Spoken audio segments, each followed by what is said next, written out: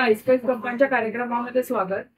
आजच्या वक्त्या आहेत सायली गानू तापे आणि जसं आपण म्हणलो तसं इच्छापत्र किंवा मृत्यूपत्र याविषयी त्या थोडं बोलणार आहेत. तर त्यांनी त्यांचा विषय सुरू करायच्या आधी मी अस्मिता अत्रेला म्हणते की त्यांच्याबद्दल थोडीशी एक थोडक्यात ओळख करून द्यावी. अस्मिता.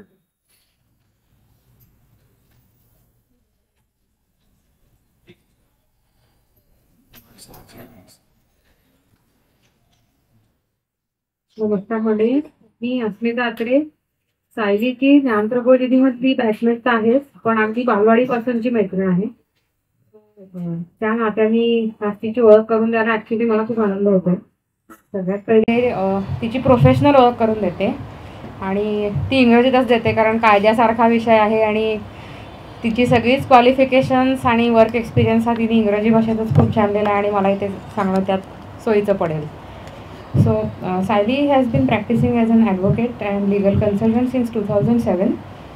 She is senior associate at the firm Avinash Ganu and Associates and founder partner at Lexonomics. Saili has 3 master's degrees and a postgraduate diploma in intellectual property law.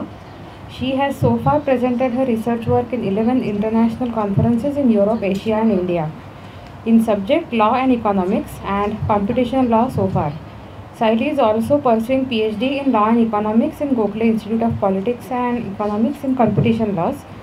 Her firm, Lexonomics, is a full-service business law firm which focuses on providing practical solutions to the legal problems of the clients. They understand nature of business and the end goal of the clients first and also the issue at hand, which facilitates finding the most efficient and effective solutions for their clients. Saili Saili mainly handles legal work in the field of corporate and business laws, domestic and international contracts, financial transactions, structuring, intellectual property rights, technology-related laws including software and IT laws, and prevention of sexual harassment at workplace. She also specializes in succession planning, estate planning, and asset transfer documentation, including wills, private trusts, and other mechanisms. She has also handled work in business succession planning, family constitutions, etc. She is part of Worldwide Independent Lawyers League which is an international network of independent lawyers. At present, she is India country head.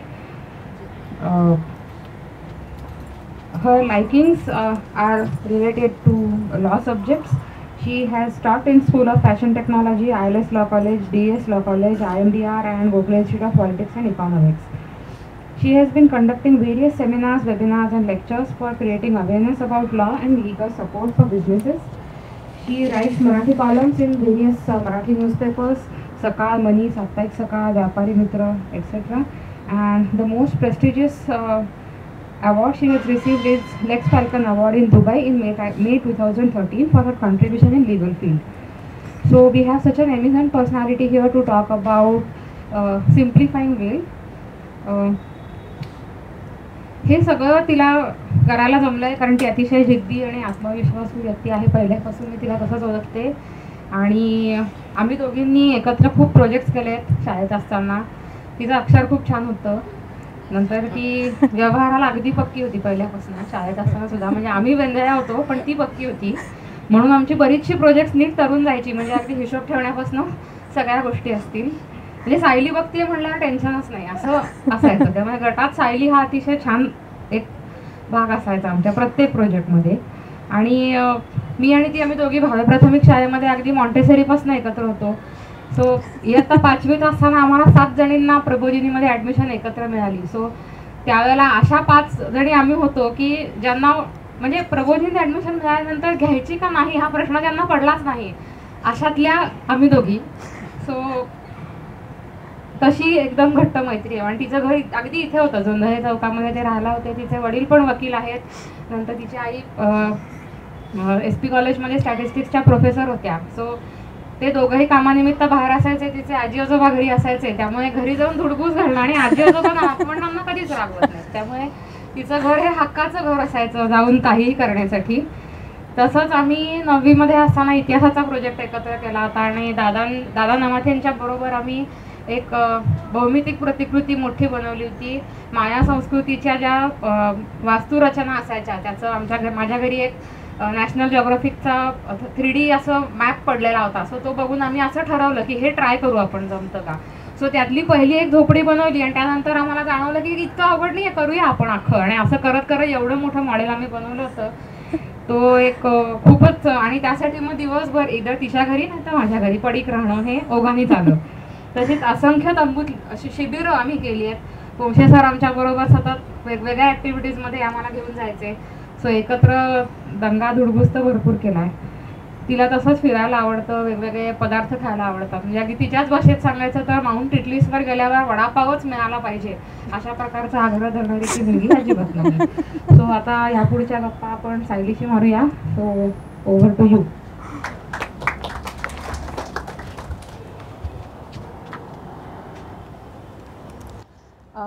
मला थोडं मोकळं बोलायला जास्ती आवडतं, त्यामुळे I think या माईकपेक्षा मी अशी बोलणं जास्ती प्रिफर करीन. आणि अस्मिता, थँक्यू फॉर्मल इंट्रोडक्शनबद्दल. पण जिच्याबरोबर आता गेली किती 35 वर्ष आम्ही एकत्र आहोत आणि तिच्याकडनं माझी ओळख तिच्या शब्दात ऐकताना मलाही खूप छान वाटलं. आणि प्रबोधिनी हे घर आहे, त्यामुळे प्रबोधिनीत येऊन अशा कुठल्या विषयावरती बोलणार का असं प्रत्युमाने विचारल्यावर नाही म्हणण्याचा काही प्रश्नच नव्हता. त्यामुळे यायचं का नाही तर फक्त तारीख सोयीची आहे का नाही एवढाच प्रश्न होता. आय थिंक हा एक माझ्या खूप आवडीचा विषय आहे आणि त्या विषयावरतीच बोलायची संधी मिळाल्यावरती पुन्हा मी नाही म्हणणं हे थोडंसं नव्हतं, त्याला नाही म्हणण्यासारखं काही कारण नव्हतं. आणि याचं सगळ्यात सोपं कारण हे आहे की माझ्या दृष्टीने अतिशय सोपं डॉक्युमेंट, अतिशय सोपी व्यवस्था, फक्त त्याला जे मराठीत मृत्यूपत्र हे नाव आहे ना, त्यामुळे अनेक लोक टाळतात. कारण मृत्यूपत्र म्हणल्यावरती त्याचा आपोआप डोक्यात जो संबंध जोडला जातो तो मृत्यूशी जोडला जातो. आणि असा अप्रिय विषय किंवा अशी अप्रिय गोष्ट याच्याबद्दल विचार करायचा, त्याबद्दल व्यवस्था करायची, त्याबद्दल काही आत्तापासनं कशाला असा एक तरुणांमध्ये साहजिक भाव असतो की अजून अवकाश आहे, अजून काही तशी गरज नाही आहे किंवा मला काही कुठला आजार नाही आहे. आणि म्हाताऱ्यांमध्ये हळूहळू असं व्हायला लागतं की बघून आपण नंतरची पिढी काय करायचं ते बघेल, कुठं त्याबद्दल विचार करतात. त्यामुळे थोडा टाळला जाणारा विषय पण अत्यंत गरजेचा. आणि त्यामुळे याच्यावरती बोलायला मला स्वतःला आवडतं, कारण that is one way of creating awareness आणि त्याचं महत्त्व सगळ्यांना माहिती पाहिजे असं मला वाटतं. मुळात मृत्यूपत्र किंवा इच्छापत्र ज्याला म्हणतो आपण, तो दस्त किंवा तो काय प्रकारचं लिगल डॉक्युमेंट आहे, तर जी व्यक्ती मृत्यूपत्र लिहून ठेवते, जी व्यक्ती इच्छापत्र लिहून ठेवते, त्या व्यक्तीच्या पश्चात त्याच्या मिळकती, त्याची प्रॉपर्टी जी असेल त्याचं वाटप कशा प्रकारे व्हावं किंवा त्या संपत्तीची व्यवस्था कशा प्रकारे व्हावी याबद्दल त्या व्यक्तीने त्याच्या इच्छेप्रमाणे लिहून ठेवलेल्या सूचना असतात त्या. आणि सगळ्यात महत्त्वाचं म्हणजे या सूचना या त्या व्यक्तीच्या मृत्यूनंतरच अंमलात येतात. त्यामुळे इच्छापत्र करतानाचा एक सगळ्यात मोठा गैरसमज जो असतो की आत्ता मी लिहून ठेवलं तर माझ्या प्रॉपर्टीजवरचा कंट्रोल जाईल किंवा मी ज्यांना देणार आहे त्यांचा त्याच्यावर कंट्रोल येईल, तर हा एक खूप मोठा गैरसमज आहे. कारण इच्छापत्राची अंमलबजावणी जी आहे ही कायमच इच्छापत्र लिहिणारी व्यक्ती वारल्यानंतरच होते. त्यामुळे त्या व्यक्तीच्या आयुष्यात त्या व्यक्तीच्या ती व्यक्ती हयात असताना आणि निर्णय घेण्याची क्षमता असताना त्यांना त्यांच्या प्रॉपर्टीचं काय करायचं, त्याचा उपभोग घ्यायचा आहे, एन्जॉय करायची आहे, विकायची आहे, गिफ्ट द्यायची आहे, जे काय करायचं असेल ते करण्याचा त्यांना पूर्ण अधिकार असतो आणि त्याबद्दल कुणीच ऑब्जेक्शन नाही घेऊ शकत. हा त्यातला एक सगळ्यात महत्त्वाचा भाग असतो. आता इच्छापत्र का करायचं ह्याबद्दल पण वेगवेगळे मतं आहेत, कारणं आहेत किंवा जी आपल्याला माहिती असणं गरजेचं आहे. सगळ्यात पहिलं म्हणजे भारतामध्ये आपण जर वारसा हक्काचे कायदे पाहिले तर ते धर्मांप्रमाणे आहेत. त्यामुळे त्या व्यक्तीचा धर्म कोणता, त्या व्यक्तीने आयुष्यात कुठला धर्म पाळला ह्याच्यावरती त्या व्यक्तीच्या पश्चात त्याच्या संपत्तीचं वाटप कसं होणार हे ठरतं. आणि कायद्यांनी, प्रत्येक धर्माच्या कायद्यांनी काही वारस ठरवून दिले. त्यामुळे उदाहरणार्थ हिंदू पुरुष वारला तर त्याच्या पश्चात काही त्याच्यात आणखी तपशील आहेत, क्लास 1 एअर्स, क्लास 2 एअर्स वगैरे, त्याच्यात मी आत्ता जात नाही. पण सोपं उदाहरण म्हणजे हिंदू पुरुष वारला तर त्याच्या पश्चात त्याची पत्नी आणि असतील तेवढी मुलं हे आणि त्यांची आई हयात असेल तर हे सगळे समान हक्कानी वारस होतात. आता इच्छापत्र केल्याचे फायदे वेगवेगळे काय, तर समजा ज्या प्रॉपर्टीज आहेत त्या इक्वल प्रमाणातच वाटायच्या नसतील, काही जास्ती कमी प्रमाणात वाटायच्या असतील तर ते नॉर्मली होत नाही. म्हणजे तो इच्छापत्र एखाद्याने लिहिलं नाही तर सगळ्यांनाच समान हक्क मिळतो. इच्छापत्र लिहून तुम्ही त्या जे प्रमाणात वारसा हक्क मिळणार आहे त्याचं प्रमाण बदलू शकता. किंवा फॉर एक्झाम्पल हल्ली जास्तीत जास्त ट्रेंड जो मी पाहते विल करणाऱ्यांचा, की माझ्या पश्चात माझं जे असेल ते माझ्या स्पाऊसला मिळावं, पत्नीला किंवा पतीला. तर 100% मालकी हक्क एरवी जो मिळणार नाही तो इच्छापत्र केल्यामुळे देता येतो. 100% त्यांचा कंट्रोल, त्यांची मालकी त्याच्यावरती एस्टॅब्लिश करता येते. कधी कधी असंही असतं की उदाहरण घ्यायचं झालं तर समजा माझ्या मालकीच्या पुण्यामध्ये 3 प्रॉपर्टीज आहेत, 3 फ्लॅट आहेत आणि 3 व्यक्तींना 3 वेगळे वेगळे फ्लॅट देण्याची सोय ही इच्छापत्र केलं तर करता येते. नाहीतर काय होतं, तिन्ही व्यक्तींना तिन्ही फ्लॅटमध्ये 1/3 हिस्सा मिळतो आणि मग त्यातल्या कुठल्याही फ्लॅटचं काहीही करायचं झालं तरी तिघांना दरवेळी उपस्थित असणं गरजेचं होतं किंवा तिघांच्या सह्या असणं गरजेचं होतं, जे प्रॅक्टिकली नंतर मॅनेज करायला थोडं अवघड होऊ शकतं. स्पेशली हल्ली प्रत्येकजण कामानिमित्त वेगवेगळ्या शहरात किंवा गावात किंवा कधीकधी परदेशातसुद्धा राहत असतात. त्यामुळे सोयीनुसार असं 3 मालमत्ता तिघांना द्यायच्या आहेत संपूर्ण मालकी हक्काने, तर अशा वेळेलासुद्धा विल असणं गरजेचं असतं. कधीकधी असंही असतं की नैसर्गिक वारस जे असतात त्यांच्याशी तुमचे नातेसंबंध चांगले नाही आहेत किंवा काही विशिष्ट कारणामुळे त्यांना तुम्हाला काही त्या तुमच्या वारसा हक्काप्रमाणे ती मालमत्ता द्यायची नाही आहे. हे करण्यासाठी सुद्धा इच्छापत्रात लिहिलेलं असणं गरजेचं असतं. म्हणजे माझ्या ओळखीचे एक जण होते, त्यांचं मध्यंतरी मी विल करून दिलं, तर त्यांचा खूप पूर्वी घटस्फोट झाला होता आणि त्यांना त्या लग्नातनं एक मुलगा होता. आता नॉर्मली काय होईल, ते वारल्यानंतर त्या मुलाला वारसा हक्काने सगळी प्रॉपर्टी मिळेल, पण त्या मुलांनी गेले 20 वर्षात त्यांच्याशी कधी संपर्कही केला नाही आहे, तर त्या व्यक्तीला देण्याची त्यांना का इच्छा असावी, ऑब्व्हियसली असा त्यांचा प्रश्न होता. आणि मग त्या प्रश्नाला जो माझ्या दृष्टीने व्हॅलिड आहे की ज्या व्यक्तीशी 20 वर्षात संबंधच नाहीत किंवा ज्यांनी कधी काळजीने विचारलंसुद्धा नाही आहे, अशा व्यक्तीला केवळ कायद्यामुळे वारसा हक्क मिळणं, मग अशा परिस्थितीत तुम्हाला वेगळं काही करायचं असेल, वेगळी काही सोय करायची असेल, वेगळी काही सूचना व्यक्त करायची असेल तर त्यासाठी विल करायला लागतं आणि त्याप्रमाणे त्याच्यात संदर्भ देता येतो. कधी कधी असंही असतं की मुलांमध्येच आपसात नंतर भांडणं होतील, हे साहजिक असतं, दिसत असतं. अनेकांना ते जिवंतपणीसुद्धा समोर जितकी भांडणं होत आहेत तर माझ्या मागे किती होणार, हा एक प्रश्न कायम दिसत असतो.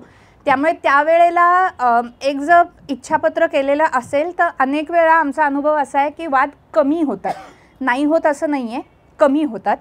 आणि त्या ह्याच्यामध्ये किमान ज्या 2 भांडणाऱ्या 2, 3, 4 बाजू असतात त्यातले काही जणी तरी त्या इच्छापत्राचा आधार घेऊन म्हणू शकतात की नाही, इथे ह्यांचीच अशी इच्छा होती त्यामुळे आपण त्याप्रमाणे गोष्टी करूयात. इच्छापत्र जर केलं नसेल तर जरी कायद्यानुसार वारस ठरतात आणि त्यांना वारसा हक्क मिळत असला तरी त्याची प्रक्रिया थोडी लांब आहे. म्हणजे अनेकदा बँक किंवा फायनान्शियल इन्स्टिट्यूट किंवा इव्हन प्रॉपर्टीच्या बाबतीत सरकारी ऑफिसर जे असतात ते म्हणतात की वारसा हक्क पत्र घेऊन या, ज्याला एअरशिप सर्टिफिकेट किंवा सक्सेशन सर्टिफिकेट म्हणतात. त्या बाबतीमध्ये कोर्टात जाऊन कुठलाही वाद नसला तरी सगळ्या वारसांना कोर्टात जाऊन अर्ज करायला लागतो आणि कोर्टाकडनं ऑर्डर आणायला लागते की या व्यक्तीचे हेच वारस आहेत किंवा या व्यक्तींना या मिळकतीत हिस्सा आहे. ही सगळी प्रक्रिया जी आहे ती किमान 1 वर्षाची असते. आणि जर विल असेल तर प्रेसिडेन्सी टाउन्स म्हणजे मुंबई, चेन्नई आणि कलकत्ता ही 3 शहरं सोडून बाकी ठिकाणी प्रोबेट कंपल्सरी नाही आहे. त्यामुळे नुसतं विल आहे या कागदाच्या आधारावरती पुढची प्रक्रिया होत जाते. त्यामुळे त्याच्यामध्ये आपण काही किचकट प्रक्रिया टाळतो किंवा त्यात जाणारा जो वेळ असतो तोही आपण वाचवू शकतो. आज तरी भारतात इन्हेरिटन्सनी आलेली जी प्रॉपर्टी आहे त्याच्यावरती कुठलाही टॅक्स नाही.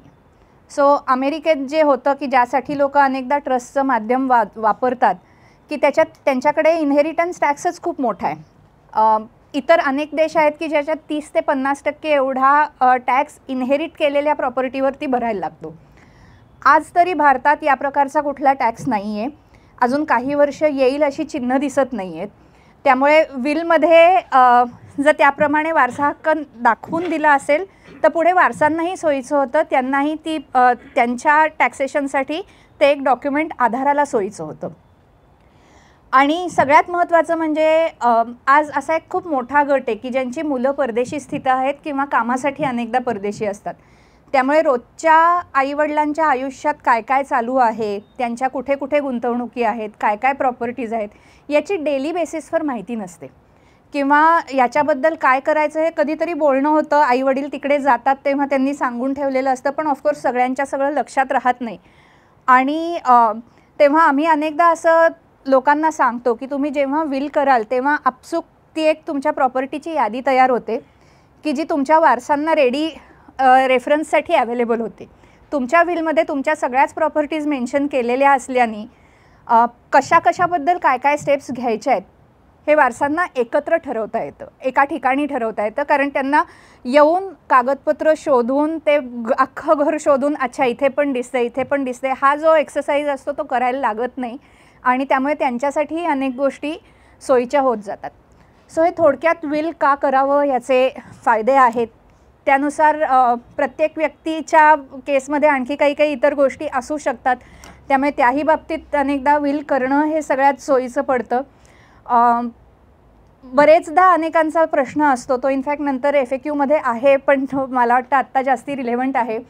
आम्ही नॉमिनेशन्स केली आहेत आणि हा एक छान युक्तिवाद असतो की आम्ही नॉमिनेशन्स केली आहेत त्यामुळे आम्हाला विल करण्याची गरज नाही आहे. पण तसं नाही आहे, कारण नॉमिनेशन करणं याचा अर्थ तुम्ही वारसा हक्कच सांगत नाही.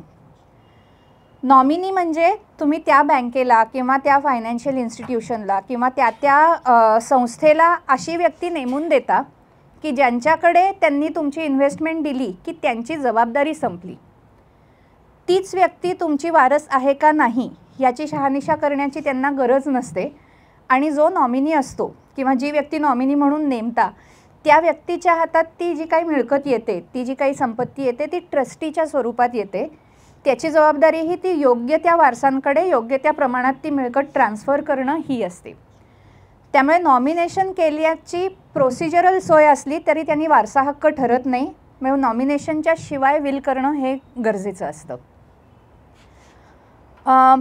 विल करताना काही महत्त्वाच्या गोष्टी असतात ज्या लक्षात ठेवायच्या असतात किंवा माहिती असणं गरजेचं असतं. सगळ्यात पहिली गोष्ट म्हणजे विल कोण करू शकतं. तर अशी प्रत्येक सज्ञान व्यक्ती ज्याच्या मालकीची काहीतरी मिळकत आहे त्या प्रत्येक व्यक्तीला विल करण्याचा हक्क आहे. त्यामुळे तुमचं वय जर 18पेक्षा जास्ती असेल आणि तुमच्या नावावर जर कुठली संपत्ती असेल, मग ती स्थावर असेल, इमूवेबल प्रॉपर्टी असेल, फ्लॅट असतील, जमीन असेल किंवा जंगम असेल, मूवेबल इन्व्हेस्टमेंट्स आहेत, FDs आहेत, शेअर्स आहेत किंवा इतर काही प्रकारच्या इन्व्हेस्टमेंट्स आहेत, त्या सगळ्या ह्याच्यामध्ये विल करण्याचा अधिकार असतो. ज्या व्यक्तीला समज आहे म्हणजे मेंटल कपॅसिटी ज्याला म्हणतात की समज आहे, आपण काय करतो आहे हे समजण्याची क्षमता आहे आणि आपण जी गोष्ट करतो आहे त्याचे परिणाम काय होतील हे समजून घेण्याची क्षमता आहे, त्या सगळ्या व्यक्तीसुद्धा विल करू शकतात. आता कायदा किती पुढपर्यंत विचार करू शकतो याचं सोपं उदाहरण द्यायचं म्हणजे एखादी व्यक्ती नॉर्मली सक्षम आहे, त्यांना माहिती आहे काय करतो आहे, पण त्या व्यक्तीवरती कुठल्या औषधाचा अंमल असेल किंवा दारूचा अंमल असेल किंवा अशा प्रकारे त्यांनी जर विल केलं तर त्यावेळी केलेलं विल ग्राह्य धरलं जात नाही. त्यामुळे विल करताना तुम्हाला मानसिक समज आहे का नाही किंवा तुम्ही मानसिकदृष्ट्या सक्षम आहात का नाही हे पाहिलं जातं. शारीरिक क्षमतेचा काहीच प्रश्न येत नाही. त्यामुळे अंध व्यक्ती असतील, मूकबधीर असतील किंवा लीगली तुमची पोझिशन काय आहे याचाही काही फरक पडत नाही. म्हणजे अगदी कैद्यांनीसुद्धा जेलमध्ये राहून विल केल्याची उदाहरणं आहेत आणि तिथे that is considered as a valid will, कारण त्यांनी त्यांच्या प्रायव्हेट ॲसेट्सबद्दल त्यांच्या प्रॉपर्टीबद्दल केलेले ते सूचनापत्र आहे, त्याचा त्यांच्या गुन्ह्याशी काही संबंध नसतो. फ्री कन्सेंट म्हणजे त्या व्यक्तीवरती कुठलीही बळजबरी होत नाही आहे, अशा परिस्थितीत केलेलं विल कुठलाही धाकदपटशा दाखवला गेला नाही आहे किंवा कुठल्याही प्रकारची दबाव आणला जात नाही आहे. म्हणजे सिनेमातली जी उदाहरणं असतात ना की बंदुकीच्या याच्यावरती विल करून घेतलं तर that is an invalid will आणि राईटली सो.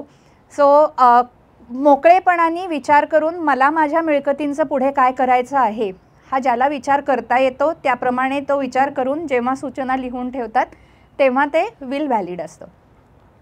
आता भारतीय कायद्यानुसार पुन्हा विलच्यासाठी 2च रिक्वायरमेंट असतात व्हॅलिड विलच्या. म्हणजे क्षमतेच्या ॲडिशनमध्ये विलवरती विल करणाऱ्याची सही पाहिजे आणि 2 साक्षीदारांची सही पाहिजे आणि या तिघांनी एकमेकांसमोर सह्या केलेल्या असल्या पाहिजे. 2 साक्षीदारांच्या उपस्थितीत विल करणाऱ्यांनी स्वतःची सही त्या विलवर केली आहे असं दाखवता आलं की ते विल व्हॅलिड विल म्हणून सिद्ध होतं. त्याच्या पुढे जाऊन नोटरायझेशन करायचं का नाही, रजिस्ट्रेशन करायचं का नाही, तर जेव्हा विल प्रूव्ह करायची वेळ येते तेव्हा अनरजिस्टर्ड विल, नोटराइज्ड विल आणि रजिस्टर्ड विल या सगळ्याची पातळी सेमच असते. त्याला कसोट्या त्याच असतात, निकष तेच असतात.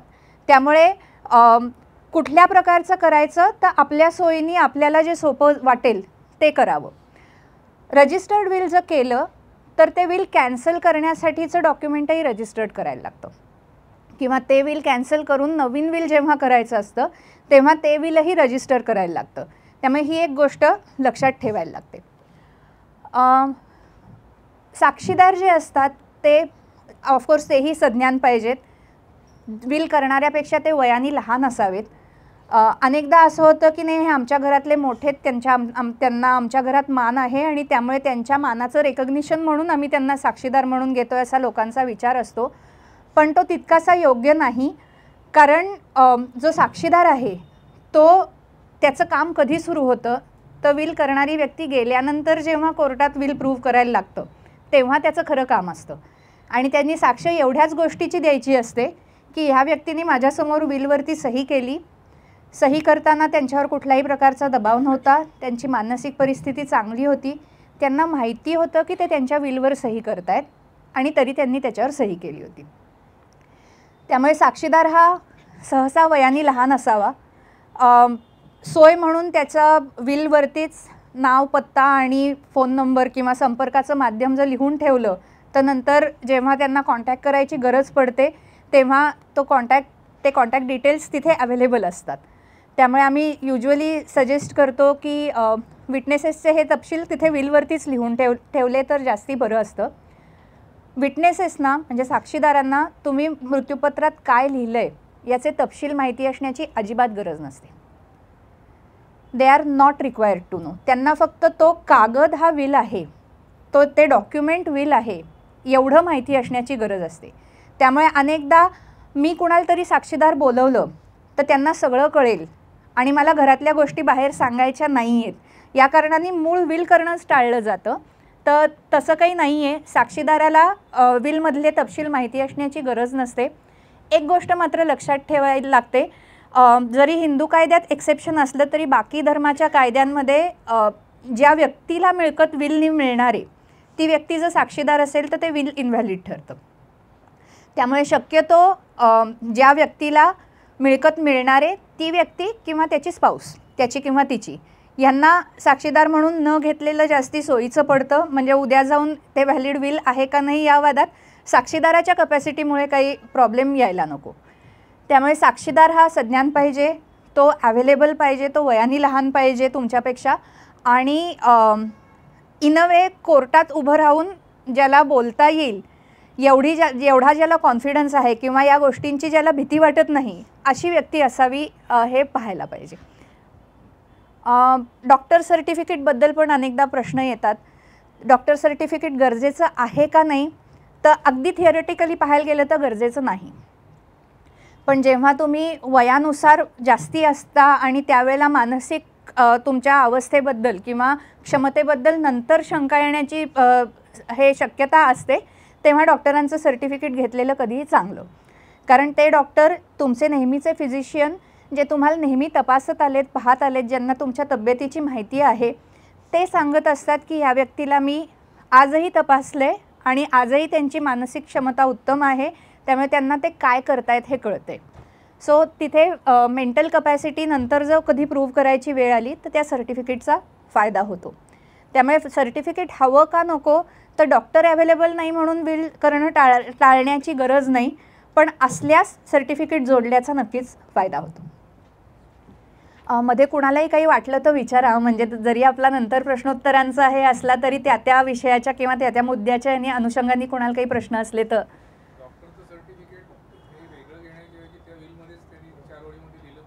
नॉर्मली विलमध्येच लिहिणं अपेक्षित आहे, कारण किंवा तो कागद विलला जोडलेला असणं अपेक्षित आहे, कारण ते त्या डॉक्युमेंटच्या बरोबरीने म्हणजे विलच्या वेळेलाच केलेलं आहे हे त्यात सर्टिफाय होण्याची गरज असते. एकच नियम असतो की जो डॉक्टर असतो तो फिजिशियन असावा, म्हणजे त्याचा रजिस्ट्रेशन नंबर असावा. त्यामुळे आयुर्वेदिक किंवा होमिओपॅथिक डॉक्टरची सही घ्यावी का नाही तर त्यांच्याकडे रजिस्ट्रेशन नंबर असेल मेडिकल काउन्सिलचा तर घ्यावी, कारण त्यांचा स्टॅम्प सही शिक्का लागतो.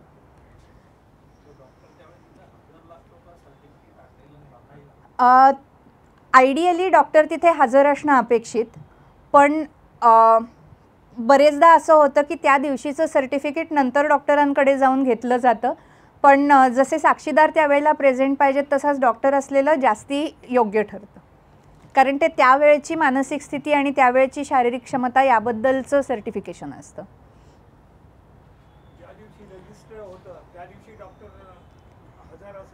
नाही, जर विलवरती सह्या आधी केल्या असतील तर त्यावेळी डॉक्टरांनी असणं गरजेचं असतं. रजिस्ट्रेशनला फक्त विल करणारी व्यक्ती आणि काही रजिस्ट्रारच्या हट्टामुळे साक्षीदार यांना जावं लागतं.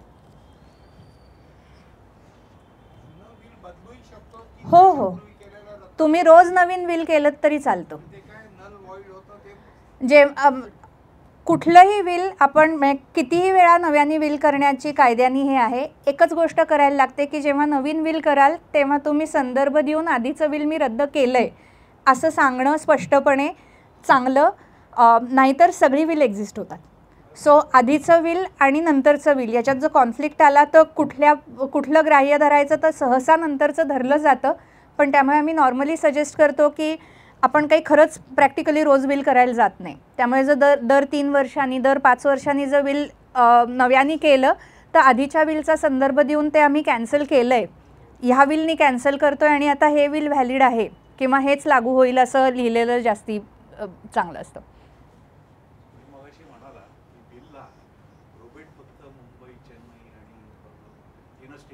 हो, माझा अनुभव आहे. माझे वडील नागपूरला होते, त्यांनी बिल नागपूरला नोटराईज केलेलं. नोटरीच्या जे रजिस्टर असतं त्याची झेरॉक्स घेऊन जज समोर गेल्यावर जजनी सांगितलं प्रोबेट करावंच लागतं. प्रोबेट नाही केलं, प्रोबेटपेक्षा लवकर हे सक्सेशन सर्टिफिकेट मिळेल.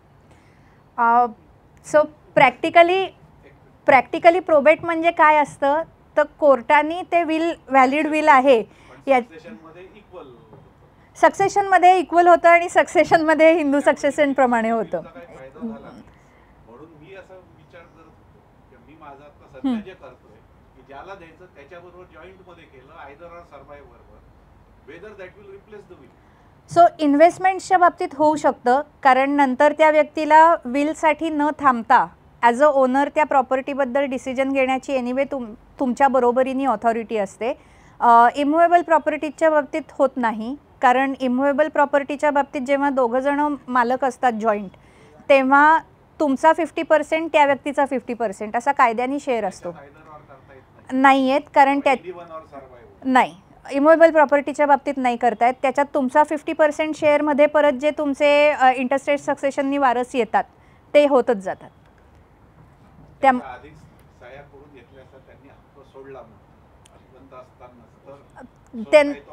त्यांनी जिवंतपणे हक्क सोडलाय जो त्यांना तसंही नव्हता. आणि आता समजा मी आणि माझ्या मुलीच्या नावाने एक प्रॉपर्टी जॉईंट केली, मुलगा आणि बायको आहे, त्यांनी त्याच वेळेस लिहून दिलं की पुढे हे झाल्यावर आमचा हक्क नाही याच्यावर, तर हे व्हॅलिड होतं का? आजच्या मितीला होईल, पण ॲक्च्युली जेव्हा त्यांचा हक्क निर्माण होईल त्यावेळेला तो भविष्यातला हक्क आहे, तो जेव्हा क्रिएट होईल तेव्हा रिलीज डीड व्हायला लागेल.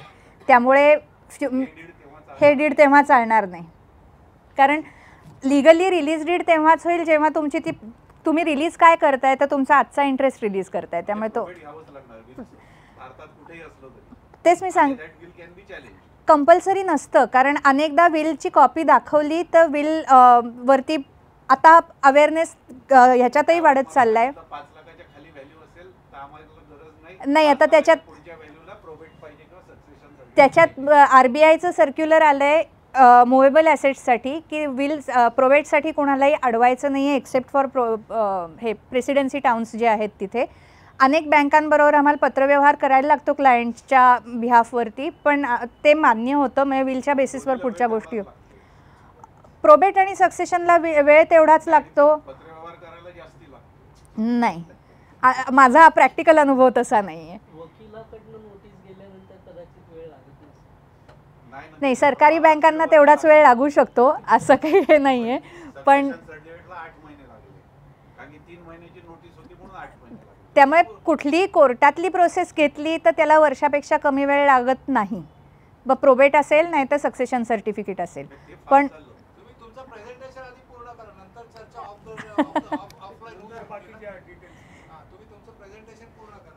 सो हे थोडक्यात विलसाठी आपण महत्त्वाचे फॅक्टर काय किंवा व्हॅलिड विलसाठीचे कुठले कुठले कायद्यांनी हे आहेत आपण ते पाहिले. कुठल्या कुठल्या मिळकतींच्या बाबतीत विलमध्ये लिहिता येतं तर ज्या तुमच्या सेपरेट आणि सेल्फ ॲक्वायर्ड प्रॉपर्टीज आहेत त्याबद्दल विल करता येतं. मग त्याच्यात इमूवेबल म्हणजे स्थावर, मग त्याच्यात फ्लॅट असतील, प्लॉट असतील, कुठल्याही लँडमधला इंटरेस्ट असेल, ह्या सगळ्या गोष्टींबद्दल लिहिता येतं. मुव्हेबल ॲसेट्स म्हणजे जंगम ज्याला म्हणतात, मगाशी म्हणलं त्याप्रमाणे त्याच्यात FDs असतील, शेअर्स असतील किंवा इतर कुठल्या प्रकारच्या गुंतवणुकी असतील. कंपनी तुमचा जर बिझनेस असेल तर त्या बिझनेसमधलं गुडविल किंवा त्यामधला जो इंटरेस्ट आहे त्याबद्दल पण तुम्हाला विलमध्ये लिहून ठेवता येतं. बॉन्ड्स असतात किंवा इतर अनेक प्रकारच्या मिळकतींचे वेगवेगळे प्रकार आता गुंतवणुकींचे याचे चालू झालेत. या सगळ्याबद्दल तुम्हाला विलमध्ये लिहून ठेवता येतं. ज्या मिळकतीबद्दल लिहिताय ती स्पष्टपणे वर्णन केलेली असणं अपेक्षित आहे. आणि ह्यातल्या सगळ्यातल्या ज्या मिळकती ॲक्च्युअली विल इम्प्लिमेंट होण्याच्या दिवशी अस्तित्वात असतील तेवढ्याच्याच बाबतीत विल लागू होतं. त्यामुळे दरवेळी प्रॉपर्टी विकली किंवा नव्याने गुंतवणूक केली तर विल बदलायला लागतं का तर नाही लागत. जेव्हा जेव्हा तुमचे मेजर चेंजेस होतील की स्पेशली इमूवेबल प्रॉपर्टी तुम्ही विकून टाकली आणि आता त्याच्या बदल्यात दुसरं काही घेतलं नाही आहे किंवा अशा प्रकारच्या वेळी विल बदलणं ठीक असतं. पण जेव्हा इन्व्हेस्टमेंट्समध्ये आपण बदल करत असतो किंवा अनेकदा FDs एक्सपायर झाले की रिन्युअल होतं, आपोआप रिन्युअल होतं, किंवा तुम्ही इन्व्हेस्टमेंट्स वेगवेगळ्या म्युच्युअल फंड्समध्ये करत असाल किंवा शेअर्समध्ये, त्याच्या फ्लेक्झिबिलिटीवरती त्या दरवेळी फ्लक्च्युएट झाल्या की दरवेळी नव्याने विल करायला पाहिजे अशी गरज नसते. त्या दिवशी म्हणजे विल इम्प्लिमेंट होण्याच्या दिवशी जी जी मिळकत अस्तित्वात असेल त्या मिळकतीच्या बाबतीत त्या विलमधल्या तरतुदी लागू होतात. आणि आम्ही नॉर्मली विल करताना अशी एक तरतूद करून ठेवतो की ज्या मिळकती यात मेन्शन केल्या नाही आहेत किंवा मी ज्या भविष्यात माझ्या मिळकती होतील त्याच्याबद्दल माझी काय एक स्ट्रेट फॉरवर्ड इन्स्ट्रक्शन आहे ते त्याच्यामध्ये शक्यतो लिहून ठेवलं तर ह्या सगळ्या भविष्यात होणाऱ्या बदलांना आपण त्यात कव्हर करतो. सेपरेट मिळकत म्हणजे काय की ज्याच्यात तुमचा स्वतंत्र मालकी हक्क दाखवता येतो. त्यामुळे जी तुम्हाला वारशाने आली आहे, जी कुठल्याही विभाजन म्हणजे पार्टिशन झाल्याने तुमच्या नावावर झालेली आहे किंवा अनेकदा फॅमिली प्रॉपर्टीज असतात की ज्याच्यात पार्टिशन होऊन प्रत्येक व्यक्तीला एक एक त्यांचा शेअर मिळतो. सो असा डिफाईन होऊन तुमच्या हातात जो शेअर येतो ती तुमची सेपरेट प्रॉपर्टी होते. तुम्हाला म्हणलं तसं इतरांकडनं वारशानी विलनी असतील, सक्सेशननी असतील, ज्या प्रॉपर्टीज अशा तुमच्याकडे येतात तुमच्या हातात त्या तुमच्या सेपरेट प्रॉपर्टीज होतात. किंवा सेल्फ ॲक्वायर्ड म्हणजे स्वकष्टार्जित, जी तुमच्या कष्टाने तुम्ही मिळवलेल्या पैशातनं तुम्ही मिळकत केली आहे त्याबद्दल तुम्हाला विल करता येतं. सेल्फ ॲक्वायर्ड प्रॉपर्टी जेव्हा आपण एखादी वर्णन करतो विलमध्ये तेव्हा त्याचा सोर्स सांगता यावा वेळ पडली तर ही अपेक्षा असते. त्यामुळे शक्यतो आम्ही परत हे सांगतो लोकांना की तुम्ही विल करताना तुम्ही आयुष्यात काम काय केलं, म्हणजे मी नोकरी केली आणि त्याचा मला पगार मिळत होता, so this is your source of income एवढं सांगितलं तरी पुरतं. मग तुम्हाला किती पैसे मिळाले, त्यातले किती गुंतवले एवढे तपशिलात हे अपेक्षित नसतं. पण तुमच्या मिळकतीचा किंवा तुमच्या इन्कमचा सोर्स काय हे मोघम मेन्शन केलेलं असलं तर ते पुरेसं असतं. आता काही प्रकारची विल ही इनव्हॅलिड किंवा इल्लिगल धरली जातात आणि ती लागू होत नाहीत. सो ही कुठल्या कुठल्या प्रकारची असतात, तर एक म्हणजे असं विल की ज्याच्यामध्ये काही कंडिशन्स आहेत ज्या इम्पॉसिबल आहेत. कदाचित विल करताना त्या इम्पॉसिबल नव्हत्या, पण ज्या दिवशी इम्प्लिमेंट करायची वेळ आली आहे त्या दिवशी त्या इम्पॉसिबल झाल्यात. त्यात जी अट घातली आहे, त्यात जे नियम सांगितला आहे तो पूर्ण करणंच शक्य नाही आहे. म्हणजे आता आम्हाला शिकवताना एक स्टँडर्ड उदाहरण असायचं, तेच सांगते कारण ते सगळ्यात सोपं आहे समजायला. विल करताना जर असं लिहिलेलं असेल की अला ही मिळकत तेव्हाच मिळेल जेव्हा तो ब या व्यक्तीशी लग्न करेल, आणि बचा मृत्यू जर विल इम्प्लिमेंट होण्याच्या आधीच झाला असेल, तर ज्या दिवशी त्या मृत्यूपत्राची अंमलबजावणी व्हायची त्या दिवशी ब अस्तित्वातच नाही आहे. त्यामुळे अनी ठरवलं तरी बशी लग्न करणं शक्य नाही आहे. त्यामुळे ती कंडिशन व्हॉइड होते आणि मग त्यामुळे तेवढ्यापुरतं ते विल व्हॉइड होतं. कधी कधी काही इल्लिगल कंडिशन्स असू शकतात किंवा इमॉरल कंडिशन्स असू शकतात की माझ्या मुलाला मी तेव्हाच मिळकत देईन जेव्हा तो माझ्या सुनेला घटस्फोट देईल, कारण मला अजिबात पसंत नसलेली सून आहे. तर ह्याच्यामध्ये तुम्ही दुसऱ्या व्यक्तीला त्याच्या मनाविरुद्ध आणि काहीतरी बेकायदेशीर, कारण असं कुणाला कुठल्याही गोष्टी करायला फोर्स करणं हे परत इल्लिगल आहे. त्यामुळे अशा प्रकारच्या कंडिशन्स असतील, अशा प्रकारच्या अटी असतील तरी त्या बाबतीत तेवढ्यापुरतं ते विल इल्लिगल किंवा इनव्हॅलिड होतं. जेव्हा बेनिफिशरी ज्याला लाभ मिळणार आहे, ज्याला विलनी तुम्ही काही देताय, ते जर इनडेफिनेट असतील, म्हणजे तुम्ही ते पुरेशा स्पष्टपणे नमूद केले नसतील. आता ह्याच्या वेगवेगळ्या प्रकारे हे होऊ शकतं. सिच्युएशन खूप वेगवेगळ्या येऊ शकतात की माझ्या मुलाला ही प्रॉपर्टी मिळावी आणि तुम्हाला 2 मुलं आहेत, तर नक्की कुठल्या मुलाला मिळावी हे काही तुम्ही लिहिलं नाही. कदाचित विल केलं त्या दिवशी तुम्हाला एकच मुलगा होता, पण मग दुसरा मुलगा झाल्यावर तुम्ही ते विल बदललं नाही आहे. त्यामुळे जेव्हा इम्प्लिमेंट करायची वेळ आली आहे तेव्हा कोण बेनिफिशियरी हे नक्की ठरवता येत नाही आहे, कारण जे वर्णन केलं त्या वर्णनांच्या एकापेक्षा जास्ती व्यक्ती आहेत. त्यामुळे त्यावेळेला त्या व्यक्तीला तो लाभ विलनुसार देता येत नाही. किंवा माझ्या मुलाचा होणारा मुलगा, पण तुमच्या मुलाचं लग्नच झालं नाही आहे त्यावेळेला, त्यामुळे नातू तुमचा नाईटचे जेव्हा विल करायची वेळ येणार आहे तर त्यावेळेला त्या व्यक्तीला तो लाभ देता येत नाही. किंवा इनकम्प्लीट बिक्वेस्ट, हे दोन्ही खरं एका प्रकारातले आहेत की ज्याच्यामध्ये तुम्ही असं सांगितलं आहे की माझी मिळकत एखाद्याला मिळावी, पण कुठली मिळकत, म्हणजे आता माझ्या आठवणीबद्दल माझ्या बहिणीला काहीतरी द्यावं, पण ते काय द्यावं, 1 रुपयाचं द्यायचं आहे, 10,000 रुपयाचं द्यायचं आहे, 1,00,000 रुपयाचं द्यायचं आहे. सो ही इनडेफिनेट किंवा इनकम्प्लीट बिक्वेस्ट आहे की ज्याच्यामध्ये तुम्ही काय त्या व्यक्तीला देणं अपेक्षित आहे हे व्यवस्थितपणे सांगितलं नाही आहेत. अशा वेळेला पण ती प्रोव्हिजन इम्प्लिमेंट नाही होणार, तो लाभ त्या व्यक्तीला देता नाही येणार. त्यामुळे परत ज्या नेहमीच्या वेगवेगळ्या काळज्या घ्यायच्या असतात त्याच्यात तुम्ही कुणाला देताय हे स्पष्टपणे वर्णन केलेलं असावं. शक्यतो नावानिशी लिहिलं तर जास्ती सोयीचं पडतं, कारण मग नेमकी व्यक्ती सांगता येते. कधीकधी आपण एक क्लास सांगतो की माझ्या नातवंडांना हे मिळावं, तर जेव्हा आपण असा गट सांगतो तेव्हा ही गोष्ट आपल्याला लक्षात ठेवली पाहिजे की माझ्या नातवंडांना, म्हणजे त्यावेळेला कदाचित 2 असतील, कदाचित 10 असतील. सो जेवढ्यांना देताय तेवढ्यांना ते इक्वल प्रमाणात मिळणार आहे. त्यामुळे प्रत्येकाला जर काही नेमकं मिळणं अपेक्षित असेल, तुमच्या डोक्यात असेल, तर ते जे डोक्यात आहे ते लिहून ठेवा. जितक्या स्पष्ट सूचना असतील तितकं जास्ती ते सोयीचं होतं.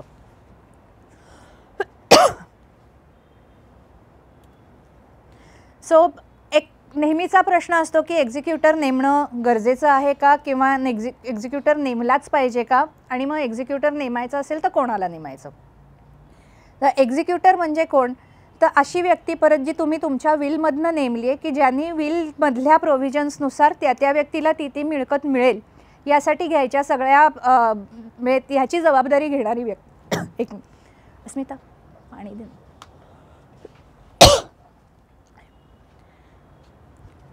सो यामध्ये अनेकदा म्हणजे तुमच्या विश्वासातली व्यक्ती, एक म्हणजे एक्झिक्युटर पण संज्ञान असणं अपेक्षित आहे, कारण त्याला शेवटी कायदेशीर कागदपत्रांवर सह्या करायच्या आहेत.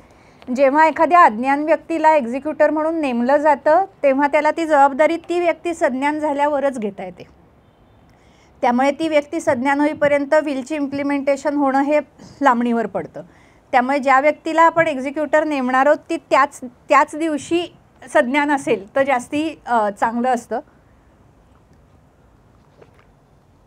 पुन्हा त्या व्यक्तीला कायदेशीर गोष्टींवरती सह्या करायच्या असल्याने किंवा त्या स्टेप्स घ्यायच्या असल्याने ज्याला हे व्यवहारज्ञान आहे किंवा हे करण्याची क्षमता आहे अशा कुठल्याही व्यक्तीला एक्झिक्युटर नेमलं तरी चालतं.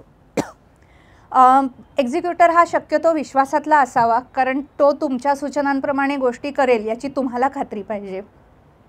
एक्झिक्युटर वारसांना ओळखणारा असावा, कारण कुणाला काय दिलं आहे हे कळताना कोण व्यक्ती आणि कुणाच्या बाबतीत आपल्याला पावलं उचलायची आहेत हे त्या व्यक्तीला माहिती असलेलं जास्ती चांगलं असतं.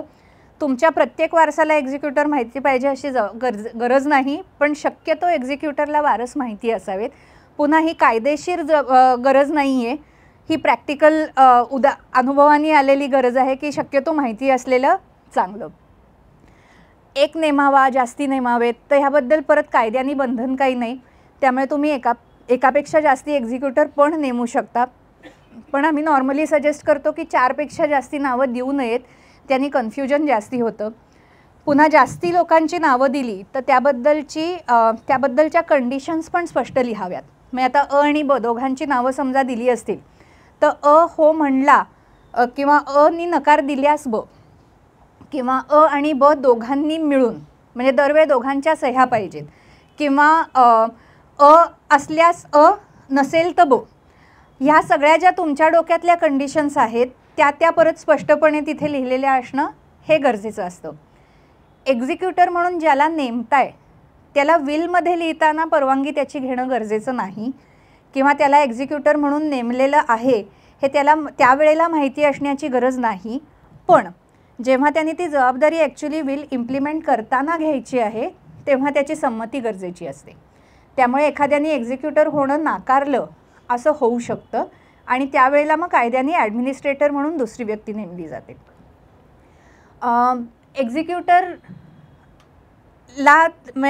एक्झिक्युटरची संमती ही आयदर एक्सप्रेस असू शकते, ती व्यक्ती स्पष्टपणे हो म्हणून पुढची जबाबदारी घेऊ शकते, किंवा त्याच्या काही कृतींमधनं त्याची संमती आहे हे गृहीत धरलं जातं.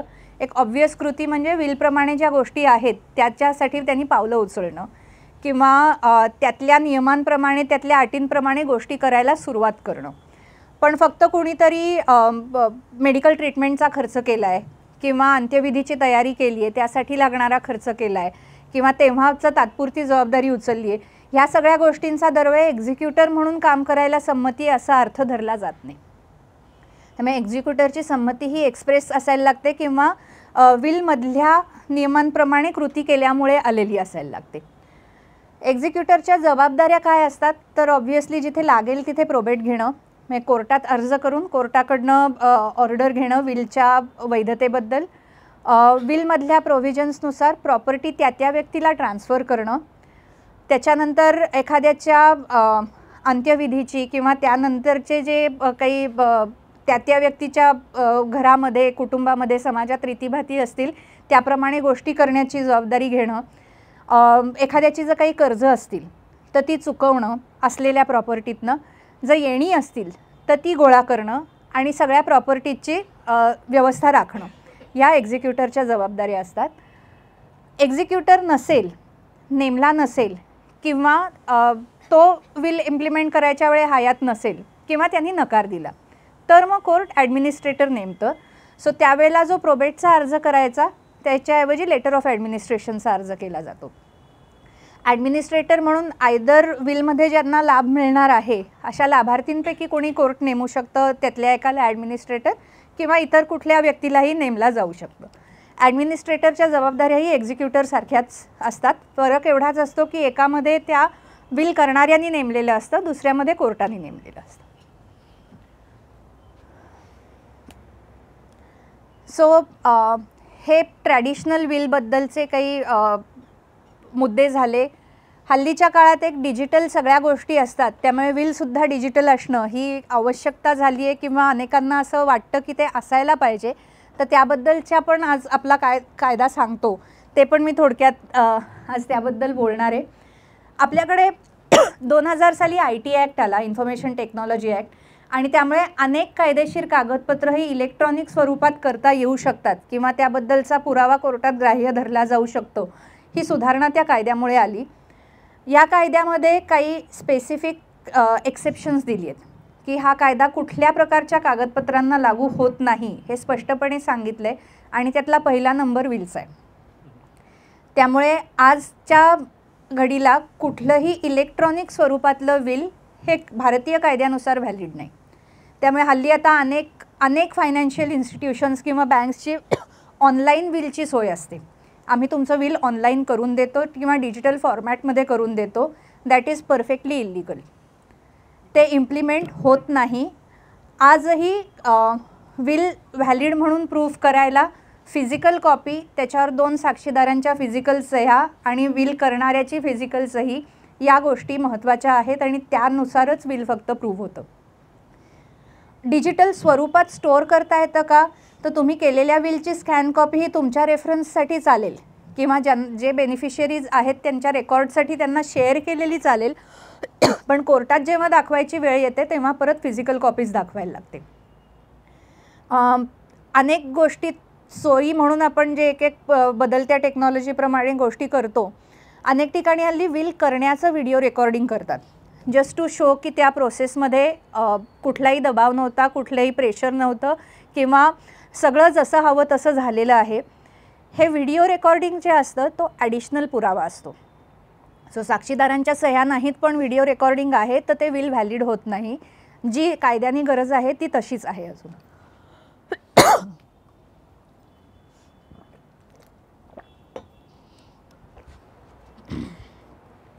आता राहिला मुद्दा डिजिटल ॲसेट्सचा, तर त्याच्याबद्दल फिजिकल विलमध्ये सोय करणं हे व्हॅलिड आहे. सो आजकाल क्रिप्टोकरन्सीज असतात, NFT असतात किंवा इतर प्रकारच्या काही डिजिटल ॲसेट्स असतील. ह्या सगळ्या गोष्टींमध्ये तुमची जी काय ह्या सगळ्या प्रकारची जी काही प्रॉपर्टी आहे त्याबद्दलही विलमध्ये नोंदवून ठेवणं हे गरजेचं झालं आहे. याच्यात अनेकदा आता फरक काय पडतो की काही प्रकारच्या प्रॉपर्टीज जे डिजिटल ॲसेट्स आहेत त्याची ट्रान्सफर होण्यात टेक्नॉलॉजिकली काही त्या गोष्टीचे नियम असतात. सो ब्लॉकचेननी ट्रान्सफर होणारी गोष्ट याच्याबद्दल सहज होत नाही. त्यामुळे त्याच्यात ती वारसाला ट्रान्सफर होणं, त्याचा मालकी हक्क म्हणजे काय करायला लागेल ह्याची माहिती आधी करून घेणं गरजेचं. त्याप्रमाणे त्या वारसांना माहिती देणं गरजेचं आणि मग त्याप्रमाणे विलमध्ये प्रोव्हिजन केलेली हे जास्ती सोयीचं पडतं. हल्ली काही प्रकारची अकाउंट्स ही ऑप्शनल असतात. म्हणजे सोशल मीडियावरची अकाउंट्स असतील की फेसबुकवरती आहे, लिंक्डइनवरती आहे, इंस्टाग्रामवरती आहे, हे सगळं मी माझ्या मनाने करत असते कारण मला करायचं आहे. पण ऑनलाईन बँकिंग अकाउंट आहे ते सॉर्ट ऑफ कंपल्सरी आहे कारण त्याशिवाय हल्ली व्यवहार कदाचित करणं शक्य होत नाही किंवा त्याच्या स्वतःच्या काही सोयी आहेत ऑनलाईन बँकिंग असण्याच्या. सो अशी जी अकाउंट असतात त्याच्यात त्या टेक्नॉलॉजीप्रमाणे येणारे जे बंधनं आहेत किंवा सोय आहेत त्या दोन्ही गोष्टींचा विचार करून, आता उदाहरण द्यायचं झालं तर या गोष्टींचे पासवर्ड बदलत राहतात, बदलणं गरजेचं असतं. दर 3 महिन्यांनी पासवर्ड बदलतो. सो त्याबद्दलची सोय विलमध्ये करताना पासवर्ड लिहून ठेवून उपयोगाचं नाही आहे. पण असं कुठेतरी त्याची एक फिजिकल नोंद किंवा ॲक्सेस, अनेकदा आपण आपल्या मोबाईलला आणि लॅपटॉपला फेस रेकग्निशन लॉक्स असतात, थंब प्रिंट किंवा फिंगरप्रिंटचे लॉक्स असतात जे ती व्यक्ती गेल्यावर उपयोगाचे नाही आहेत. म्हणजे मध्यंतरी माझ्याकडे एक केस होती. असेच 45 वर्षाची इंजिनियर व्यक्ती हार्ट अटॅकनी गेले आणि सगळ्या इलेक्ट्रॉनिक डिव्हायसेसना फेस रेकग्निशनचं लॉक होतं. त्यामुळे ते गेल्यावरती त्यांच्या बायकोला त्यांच्या ॲसेट्सची यादी कशात, लॅपटॉपमध्ये, लॅपटॉप ओपन करता येतोय का नाही, कुठल्याच गोष्टींमध्ये काहीच मदत नाही झाली आणि त्यांना प्रचंड या टेक्नॉलॉजीचा त्रास झाला.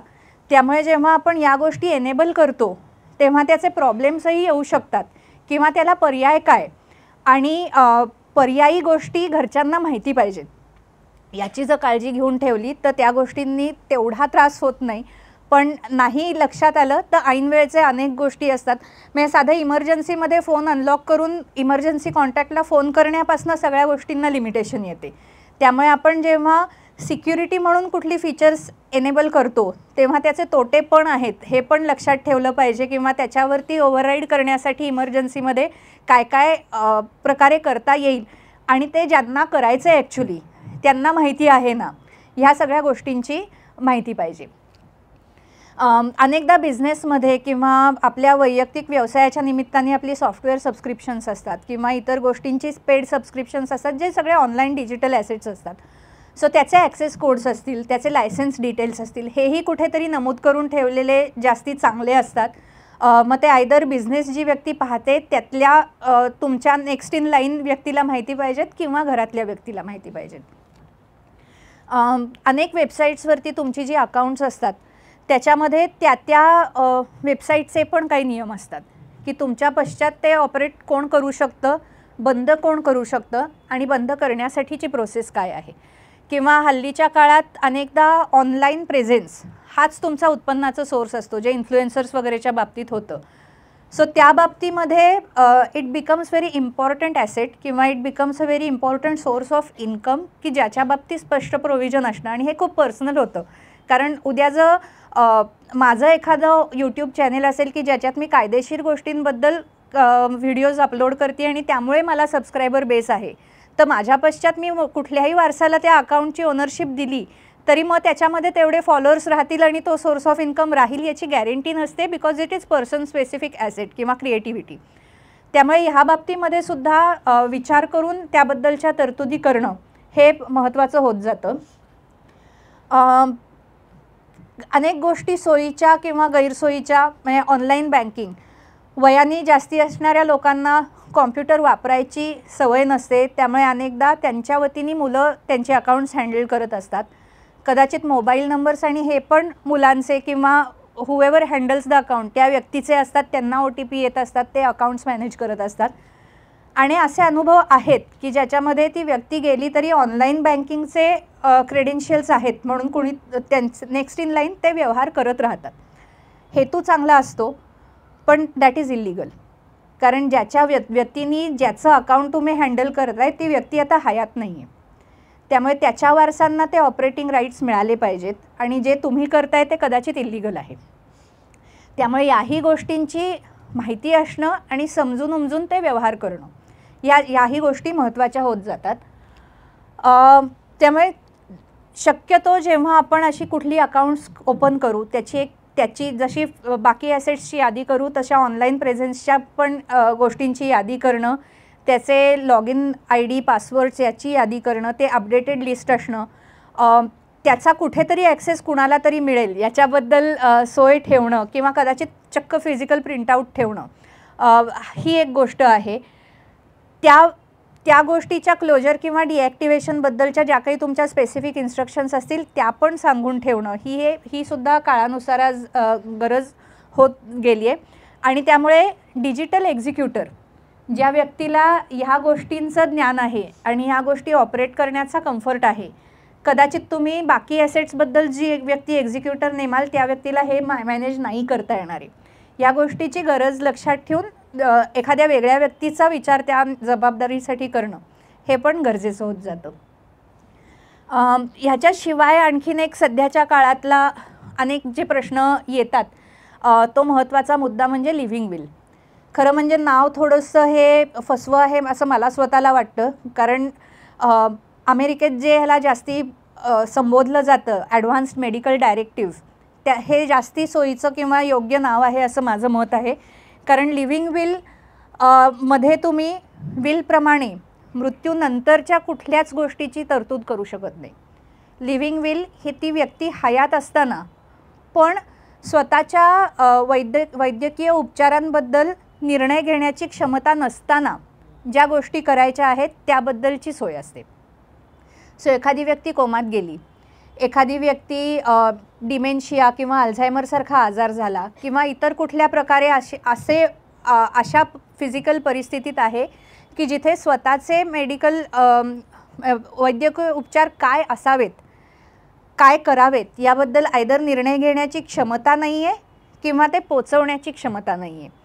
अशा परिस्थितीमध्ये कुणी काय प्रकारे पावलं उचलावीत, काय गोष्टी कराव्यात, काय गोष्टी नाही करायच्या ह्याबद्दलच्या सूचना देणारं डॉक्युमेंट म्हणजे लिव्हिंग विल असतं. आता नॉर्मली युथनेशिया किंवा इच्छामरणाच्या सारखंच हे आहे का असा एक प्रश्न असतो. तर भारतात आज 2 प्रकारे इच्छामरण हे कायद्याने डिफाईन झाले, सक्रिय आणि निष्क्रिय. सो सक्रिय इच्छामरण, ज्याला इंग्लिशमध्ये युथेनेशिया असा शब्द आहे, ज्याच्यात आयुष्य संपवण्यासाठी ॲक्टिवली मुद्दाम स्टेप्स घेणं, ह्याला आजही कायद्याच्या दृष्टीने आत्महत्येचा बरोबरीचा दर्जा दिलेला आहे आणि त्यामुळे ते आज भारतात बेकायदेशीर आहे.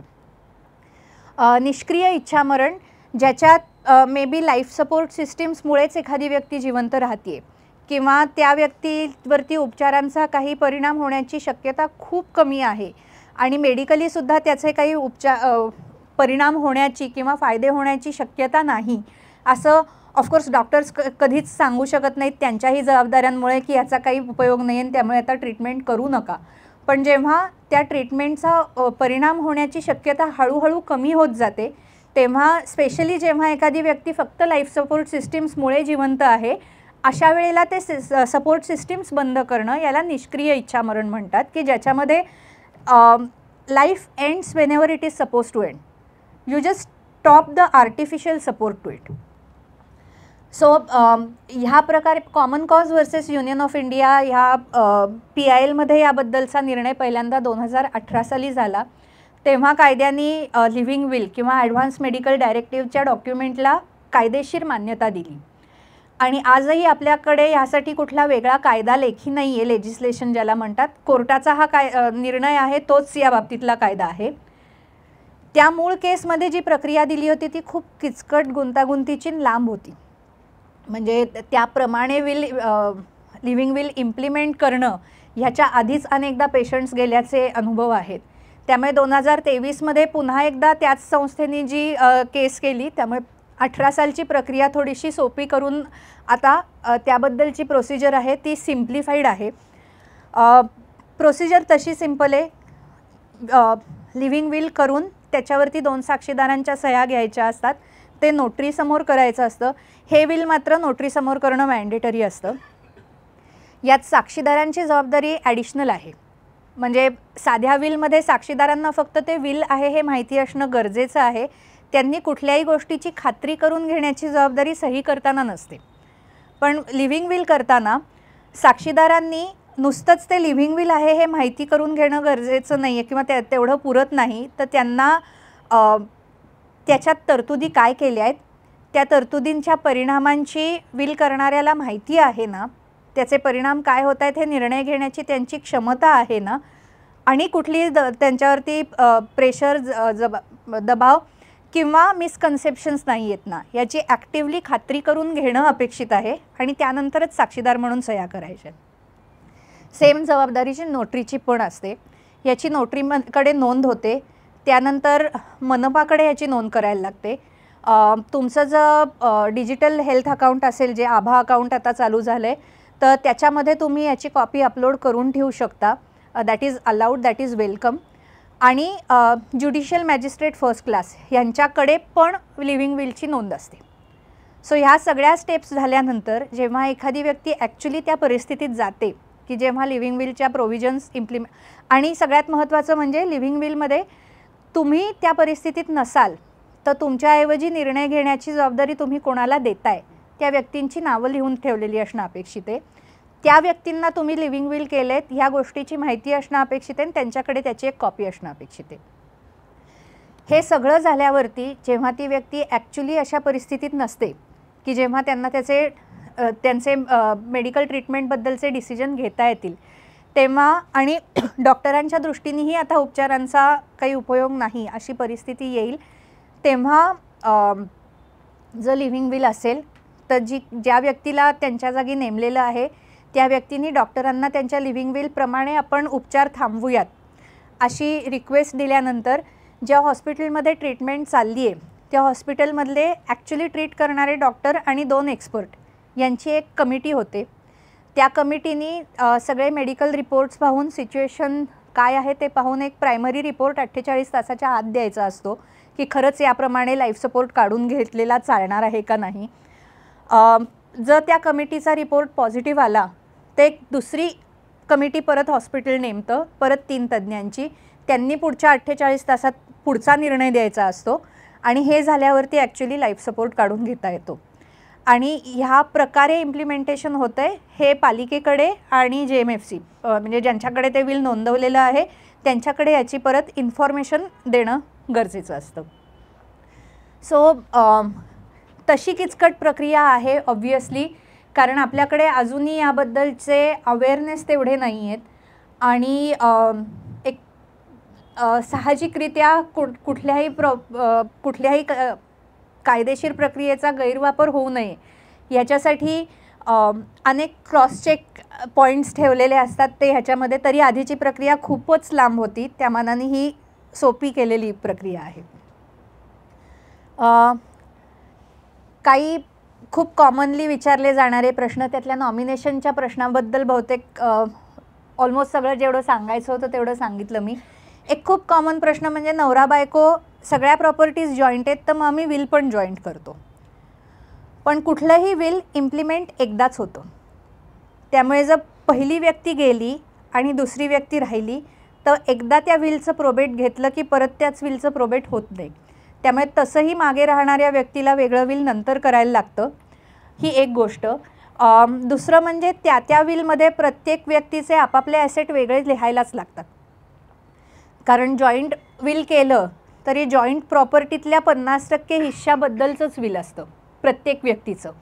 त्यामुळे प्रॅक्टिकल इम्प्लिमेंटेशनच्या दृष्टीने सोयीचं हे नवरा आणि बायको दोघांनी आपापलं वेगळं विल करावं, जे वेगवेगळ्या प्रकारे इम्प्लिमेंट होणार आहे, वेगवेगळ्या वेळी कदाचित इम्प्लिमेंट होणार आहे, हे सोयीचं असतं. अनेकदा ही विल्स हल्ली मिरर विल्स असतात, म्हणजे एकाचं सगळं दुसऱ्याला, दुसऱ्याचं सगळं पहिल्याला, आणि जर दोघंही नसतील तर मग मुलांना किंवा इतर कुणा व्यक्तीला त्यांना हव्या त्या प्रकारे. हे केलेलं चांगलं, पण शक्यतो एकत्र विल करू नये असं आमचं रेकमेंडेशन असतं. विल कुठे ठेवायचं? सगळ्यात कॉमन गोष्ट म्हणजे विल हे बँकेच्या लॉकरमध्ये कुलपाट ठेवलेलं असतं आणि मग नंतर तो लॉकर उघडायला कोर्टाची ऑर्डर आणायला लागते. त्यामुळे प्रॅक्टिकली विल केल्याचा उपयोग काहीच होत नाही. त्यामुळे विल नॉर्मली आयदर एक्झिक्युटरकडे देऊन ठेवावं किंवा तुमच्या घरच्या गोदरेजच्या कपाटात लॉकरमध्ये ठेवावं, आणि ते कुठे ठेवलं आहे हे एक्झिक्युटरना किंवा तुमच्या वारसांना सांगून ठेवावं. सो ते इतकंही वरती नाही ठेवायचं आहे की कोणीही घेऊन त्याच्यात काही बदल करू शकेल परस्पर, पण इतकंही जपून नाही ठेवायचं आहे की नंतर कुणाला सापडणारच नाही. जिथे ठेवतो आहे ती जागा ज्यांना ते नंतर ॲक्च्युली वापरायचं आहे त्यांना माहिती पाहिजे. विल वकिलांनीच केलं पाहिजे का? तर अजिबात अशी गरज नाही आहे. तुमच्या मनाप्रमाणे, तुमच्या इच्छेप्रमाणे, तुमच्या हस्ताक्षरात, तुमच्या स्वतःच्या भाषेमध्ये तुम्ही विल लिहू शकता. विल लेखी असणं गरजेचं आहे. सो लेखी विल ज्याच्यावर 2 साक्षीदारांच्या सह्या आहेत एवढीच गरज आहे. वकिलाचा सल्ला का घ्यावा? तर एखादी तरतूद केली नाही तर त्याचे काय परिणाम होतात हे वकील तुम्हाला सांगू शकतात. एखादी गोष्ट राहिली नाही ना हे त्यांना काळजी घेऊन करता येतं, किंवा कुठल्या प्रकारे लिहिल्यावरती त्याचे परिणाम काय होणार आहेत किंवा हे पुरेशा स्पष्टपणे लिहिलं गेलं आहे ना हे वकिलांना सरावाने जास्ती माहिती असतं. त्यामुळे ह्यातल्या सगळ्या गोष्टी जर तुम्हाला करता येणार असतील की स्पष्ट सूचना, कुठलेही जास्ती कन्फ्युजन होणाऱ्या गोष्टी नाही आहेत, खूप वेग तुम्ही लिहित नाही आहात आणि सगळ्या गोष्टींची काळजी घेऊन लिहिलेलं आहे, तर तुम्ही तुमच्या भाषेत तुमच्या हस्ताक्षरात विल लिहिलं किंवा टाईप केलेलं असलं तरी चालतं. त्यासाठी मुद्दाम वकिलाचीच मदत घेतली पाहिजे अशी गरज नसते. आता इतर कुठले प्रश्न असले तर आपण त्यासाठी आय थिंक आहे वेळ आपल्याकडे ना. एक प्रश्न होता. हो. लिव्हिंग विल मध्ये अवयवदान किंवा देहदान याच्या संबंधीचा उल्लेख लिव्हिंग विल मध्येच करता येतो? नाही, त्याचा उल्लेख इच्छापत्रात होतो, कारण अवयवदान आणि देहदान हे मृत्यूनंतर होतं. लिव्हिंग विल हे जिवंतपणी करायच्या उपचारांबद्दलचं डॉक्युमेंट असतं. सो आम्ही नॉर्मली फक्त होतं काय प्रॅक्टिकली विलचं वाचन जे आहे ते नॉर्मली 10व्या किंवा 13व्या नंतर केलं जातं आणि हे दान करायची जी गोष्ट असते ती लगेच करायची असते. त्यामुळे आम्ही रेकमेंड करतो की लिव्हिंग विलमध्ये ज्याला तुम्ही नॉमिनी नेमताय त्या व्यक्तीला अवयदान करायची इच्छा आहे हे माहिती पाहिजे, कारण त्यांना तिथे ऑन द स्पॉट डिसिजन घेण्याचा हक्क असतो. त्यासाठी त्या व्यक्तीची कन्सेंट असण्याची गरज नसते.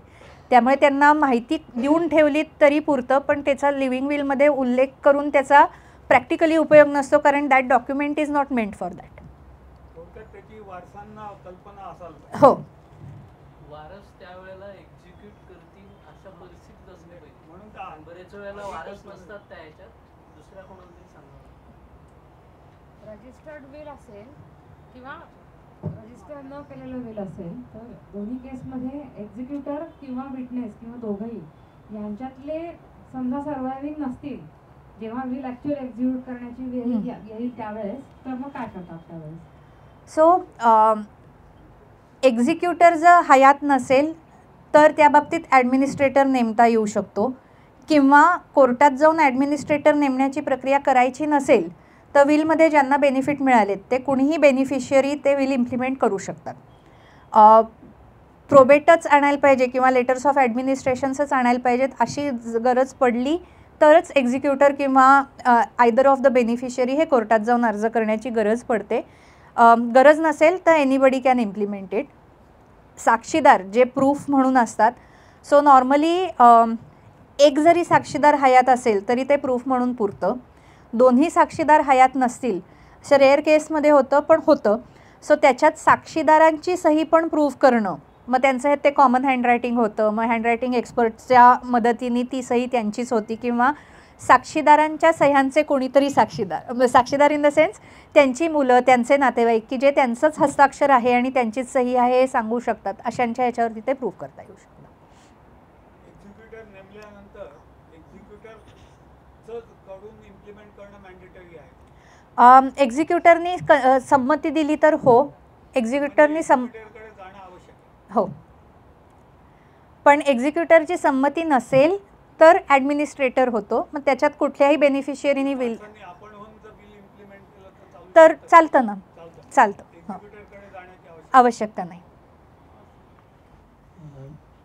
तुमच्यामुळे नॉमिनी आणि वारस मला जो फरक कळला की नॉमिनी ट्रस्टीशिप फक्त करायची असते, पण तरी सुद्धा नॉमिनी हा वारस असू शकतो का? हा पहिला वारसांना तुम्ही नॉमिनी नेमू शकता पण नॉमिनी वारस होत नाहीत. सो नाही, म्हणजे त्याचा पुढचा प्रश्न असा की हल्ली खूप लोक सिंगल असतात. हो, त्याच्या पुढे एखाद्याला नॉमिनी केला असेल आणि त्यालाच वारस करायचं असेल तर काय? तर विलमध्ये लिहायला लागतं की या इन्व्हेस्टमेंटसाठी जे नॉमिनी आहेत त्यांनाच ती वारशाने मिळकत मिळावी. सो ती व्यक्ती ऑटोमॅटिकली वारस होत नाही, पण तुम्ही विलमध्ये लिहू शकता की ज्या ज्या इन्व्हेस्टमेंटसाठी जे जे नॉमिनेशन्स केले आहेत त्याच लोकांना ती प्रॉपर्टी मालकी हक्काने मिळावी.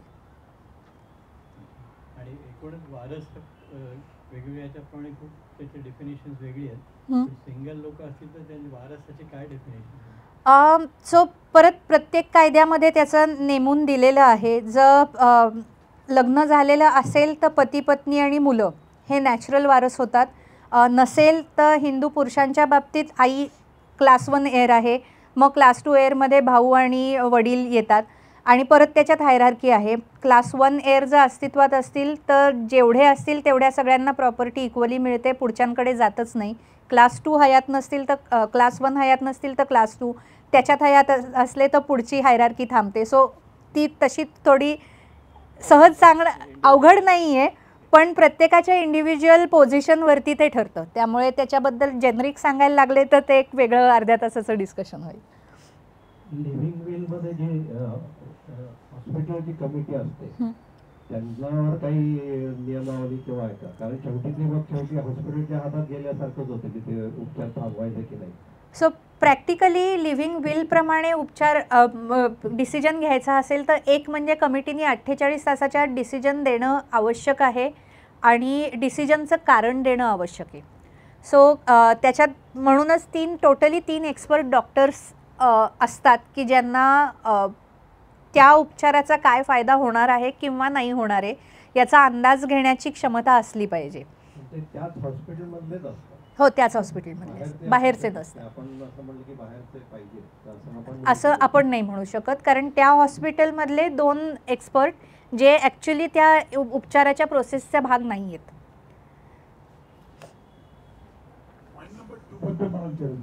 हो, नॉर्मली मिडल क्लास फॅमिलीमध्ये सगळ्या ज्या प्रॉपर्टी असतात कॅश सगळ्या त्या जॉईंट नावावर असतात, तर त्यामध्ये जर एकच विल केलं जॉईंट, तुम्ही म्हणता त्याप्रमाणे विल एकदाच एक्झिक्यूट होतं, पण हे असं जॉईंट असेल त्याच्यात फक्त लिहिलं की माझ्या नंतर तिच्या इच्छा आहे तिने ते करावं, असं करता येते का बाय डिफॉल्ट? एक जोडीदारांनी सो थिअरिटिकली करता येतं का नाही, तर जॉईंट विल हा एक रेकग्नाइज प्रकार आहे विलचा, करता येतं. पण त्याच्यामध्ये प्रॅक्टिकली जो हे असतं, तुमची जरी जॉईंट प्रॉपर्टी असली तरी त्याच्यात प्रत्येकाचा कायद्याने हिस्सा ठरलेला आहे. सो इन्व्हेस्टमेंटमध्ये सुद्धा जॉईंट ओनर असले तरी ते 50-50% ओनर असतात. त्यामुळे जी कुठली प्रोव्हिजन मी लिहीन ती माझ्या 50% हिश्श्याबद्दलच असते. माझ्या नवऱ्याने त्याच्या 50%बद्दल लिहायला लागतंच. सो जॉईंट विल जरी केलं तरी प्रत्येक व्यक्ती ही आपापल्या हिश्श्याबद्दल लिहिते, दुसरी व्यक्ती त्याच्या किंवा तिच्या हिश्श्याबद्दल लिहिते. त्यामुळे माझ्यानंतर माझ्या नवऱ्याला किंवा माझ्या बायकोला हे लिहिलं तरी ती गोष्ट 100%चं इम्प्लिमेंटेशन जे आहे ते नंतर करताना परत तिथली कॉम्प्लिकेशन वेगळी असतात, क्लॅरिटी नसते, हा मुद्दा येतो तिथे. बाळांना आतापर्यंत बहिणी अशीच विल होतात, मिडल क्लास फॅमिली दोघांचंच आहे, जॉईंट आहे, आपण सगळे अकाउंट जॉईंट करतो सगळी, आणि त्याच्यामध्ये सेग्रिगेशन करणं फार कठीण असतं, केलं जात नाही, इमोशनली पण असतं. अपेक्षितही नसतं, कारण दरवेळी प्रत्येकाने स्वतःच्या इन्व्हेस्टमेंट वेगळ्या काढून स्वतःच्या नावाने केल्या पाहिजेत हे अपेक्षित नाही आहे. पण जी इन्व्हेस्टमेंट आहे त्यातला माझा जो शेअर आहे त्याच्याबद्दलची माझी सोय, असं त्या लिहिण्याचा हे असतो, अर्थ असतो.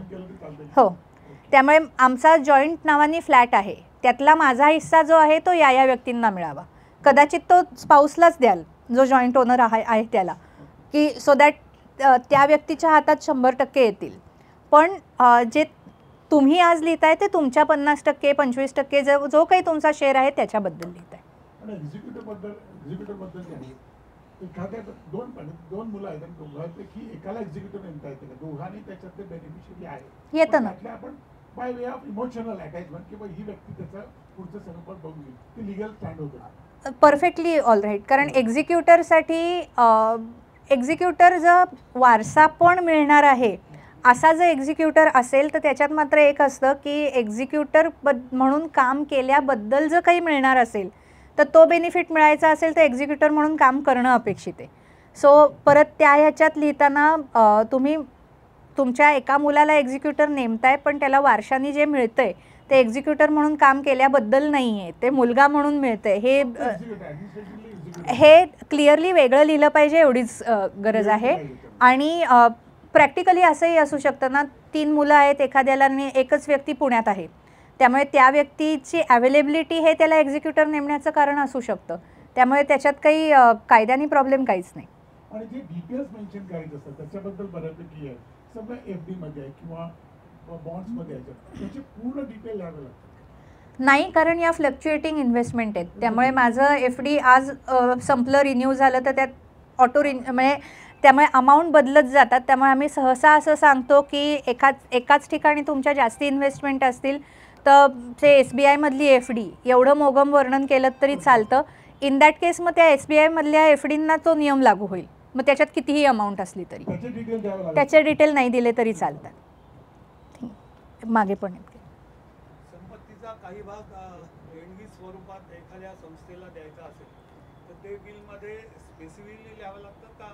हो, जर तुमच्या डोळ्यासमोर एखादी संस्था स्पेसिफिक असेल तर, नसेल तर इतकी रक्कम एखाद्या संस्थेला द्यावी आणि त्याबद्दलचा निर्णय त्यावेळी एक्झिक्युटरनी किंवा वारसांनी करावा असं, पण ती रक्कम लिहून ठेवणं अपेक्षित असतं. म्हणजे टक्केवारीत असू शकते, अमाऊंटमध्ये असू शकते, किंवा संस्थेला योग्य ती रक्कम अशी नोंद करू नये. हे लिहिल्यास जास्ती योग्य. एक मिनिट, मागे बराच वेळ थांबलेत ते. उशिरा आलो म्हणून कदाचित तुम्हाला परत सांगायला लागेल.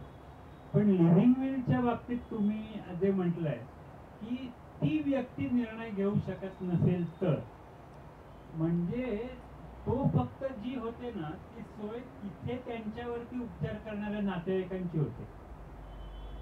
पण मला माझी सोय बघायची की मला 75 वर्षांनंतर मला जास्त जगायचं नाही म्हणजे तुम्ही जगवत ठेवू नका तर काय, तेच तुम्ही विलमध्ये लिव्हिंग विलमध्ये लिहिता. म्हणजे मी कॅन्सर झाला समजा, आता डॉक्टर म्हणणार की बरा होईल आणि तशा बाहेर केसेस आहेत की तुमच्या सिमिलर केसेस बऱ्या होतात.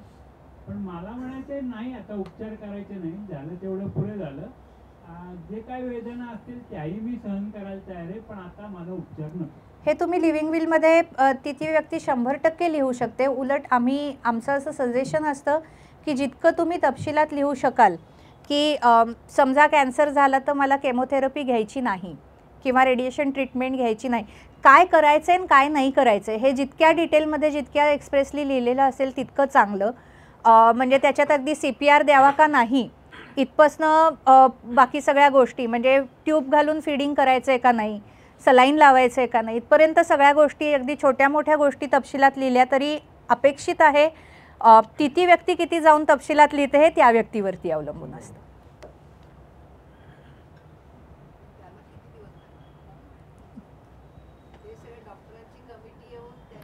48 तास 48 तास.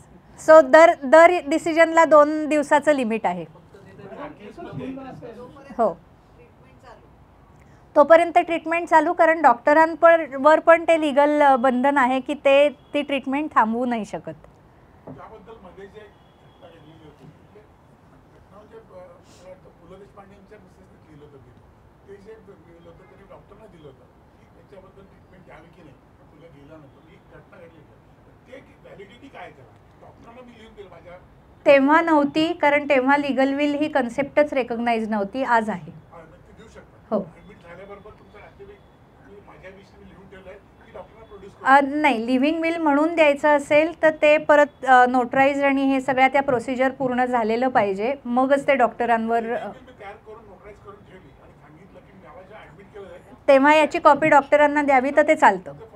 हो हो, आय थिंक मागे बराच वेळ थांबलेत परत. एकच मुलगा असेल तर मृत्यूपत्र करणं आवश्यक आहे का? एकच वारस असेल तर मृत्यूपत्र नाही केलं तरी चालतं, सगळं त्यांना आपोआप मिळतं. पण एकच मुलगा आहे पण वारस अनेक आहेत कायद्यानुसार, तर इच्छापत्र केलं तर जास्ती सोयीचं होतं, म्हणजे कुठल्या वारसाला काय किती द्यायचं आहे ते लिहिता येतं. एक प्रश्न होता, इच्छापत्रामध्ये फक्त ॲसेट्सच्या डिस्ट्रीब्युशन बद्दल उल्लेख असतो, लायबिलिटीजच्या बाबत लायबिलिटीजच्या बाबतीत पण लिहिता येतं ना, म्हणजे अपेक्षित आहे उलटं, कारण जर लिहिलं नसेल तर जी इस्टेट आहे जाणाऱ्याची त्याच्यातनं आधी लायबिलिटीज दिल्या जातात आणि इनफॅक्ट ती एक्झिक्युटरची सगळ्यात पहिली जबाबदारी असते की असलेल्या मिळकतीतनं आधी लायबिलिटीज चुकवल्या जातील, परत केल्या जातील आणि ती सगळी देणी देऊन जी शिल्लक राहील त्या इस्टेटीचं वाटप मृत्यूपत्रातल्या याच्याप्रमाणे सूचनांप्रमाणे होईल. आवश्यक. हो, या सगळ्यात एक प्रश्न तसा झाला, तुम्ही तिथे लिहिलं होतं की इज एक्झिक्युटिव्ह नेसेसरी, तो खरोखर नेसेसरी आहे काय? मला यातनं अजून नाही आहे. म्हणजे एक्झिक्युटर नसेल तर विलनी ज्यांना विलमधले जे लाभार्थी आहेत, विलनी ज्यांना बिक्वेस्ट मिळालेल्या आहेत त्यांच्यातला कोणीही पुढे येऊन ते विल इम्प्लिमेंट करू शकतो. माझ्या पश्चात माझ्या जोडीदाराला एखादी प्रॉपर्टी मिळाली की काही म्हणजे काय ॲसेट्स आहेत ते स्थावर असो जंगम असो आणि जोडीदार हयात नसेल तर ते पुढच्या दुसऱ्या वारसांना मिळावं असं एकाच विलमध्ये प्रोव्हिजन करता येते का? हो, इनफॅक्ट लिहावं, कारण तुम्ही ज्या व्यक्तीला देताय ती व्यक्ती हयात नसेल, कुणीही असू शकतं, ती व्यक्ती हयात नसेल तर त्या प्रॉपर्टीचं काय होतं तर ते तुम्ही जर एक्झॉस्टिव्ह प्रोव्हिजन लिहिली नसेल तर ते इंटरस्टेट सक्सेशनप्रमाणे होतं, म्हणजे परत विलचा उपयोग काही होत नाही. त्यामुळे आम्ही नॉर्मली असं रेकमेंड करतो की 2 लाईन्स ऑफ ॲक्शन, म्हणजे एक वारस, तो वारस नसेल तर मग त्याच्याऐवजी कोण, हे 2 लेअरपर्यंत लिहून ठेवावं. फक्त खूप अगदी 4-5 लेअरपर्यंत लिहिण्याची गरज नसते, किंवा खूप त्याबद्दल इफ्स आणि बट्सवाल्या सूचना लिहिल्या तर ते खूप कन्फ्युजिंग होतं, त्यामुळे 2 हे ठीक आहे. इथून पुढे होणाऱ्या नंतर निर्माण होणाऱ्या विशेषतः जंगम मालमत्तेच्या संदर्भामध्ये आपण आधी काय लिहून ठेवू शकतो का? युजली आम्ही एक स्वीपिंग स्टेटमेंट सजेस्ट करतो की त्याच्या बाबतीत 1 किंवा 2 वारस नेमावेत आणि माझ्या आज ज्या मालमत्ता ज्या भविष्यात होतील त्याच्या बाबतीत ही व्यक्ती आणि ती नसेल तर ही व्यक्ती, अशांना तो हे मिळावं. जी प्रॉपर्टी यात मेन्शन केली नाही आहे, असताना मिस झाली आहे, लिहायची राहिली आहे, किंवा जी भविष्यात मी निर्माण करीन, मग त्याच्यात स्थावर असेल जंगम असेल दोन्हीच्या बाबतीत असं लिहिता येऊ शकतं. आजकाल बऱ्याचशा जंगल मालमत्तांच्या बाबत कॅश असतात, LD असेल किंवा NSDLच्या, त्याच्यामध्ये सगळे तपशील असतात. मग त्या तपशिलानुसार जे काय असेल मी त्या तपशिलात जसं दिलेलं आहे त्याचं ह्या लोकांना निम्म जावं किंवा काय किंवा ह्याच्यातला जो सेकंड होल्डर असेल त्याला गेलं, त्याचा कुठलाही बाकी तपशील देण्याची गरज नसते. नाही. ठीक, धन्यवाद. माझी वडिलोपार्जित जी काही मिळकत आहे ती मी माझा हक्क नाही म्हणून सांगितलंय तोंडी. उद्या माझ्या बिलमध्ये ते मेन्शन करायला पाहिजे का की त्याच्यावरचा मी हक्क सोडलेला माझ्या पोरांनी मागू नाही? Ideally yes. ते लिहिलं तरी सुद्धा त्यांना हक्क सोडावा लागेल का? कारण की ते म्हणतील वडिलोपार्जित, तुला कसा हक्क? आता परत त्याच्यात प्रत्येक केसमध्ये जे तपशिलात जायला लागतं, कारण हिंदू कोपार्सनरी जी कन्सेप्ट आहे त्याच्यामध्ये तुमच्या मुलांना जर वडिलोपार्जित मिळकत असेल तर तुमचा हक्काबरोबर तुमच्या मुलांनाही ऑटोमॅटिक हक्क त्यांच्या जन्माने मिळतो. त्यामुळे तुम्ही तुमचा हक्क सोडलात तरी मुलांचा कोपार्सनर म्हणून हक्क राहतो. सो त्या दिवशी त्या प्रॉपर्टीचं स्वरूप काय आहे, त्यातल्या तुमच्या इंटरेस्टचं स्वरूप काय आहे, याच्यावरती तुम्ही विलमध्ये काय लिहू शकता किंवा तुम्ही काय सोडू शकता हे ठरवायला लागतं. किंवा ज्यावेळी तुम्ही त्यातला हक्क सोडला आहेत त्यावेळेला तुम्ही तो कर्ता म्हणून सोडला आहेत का पर्सनल कपॅसिटीत सोडला आहेत, ऑलरेडी मुलं होती त्यांचा हक्क होता, या सगळ्या गोष्टी पाहायला लागतात.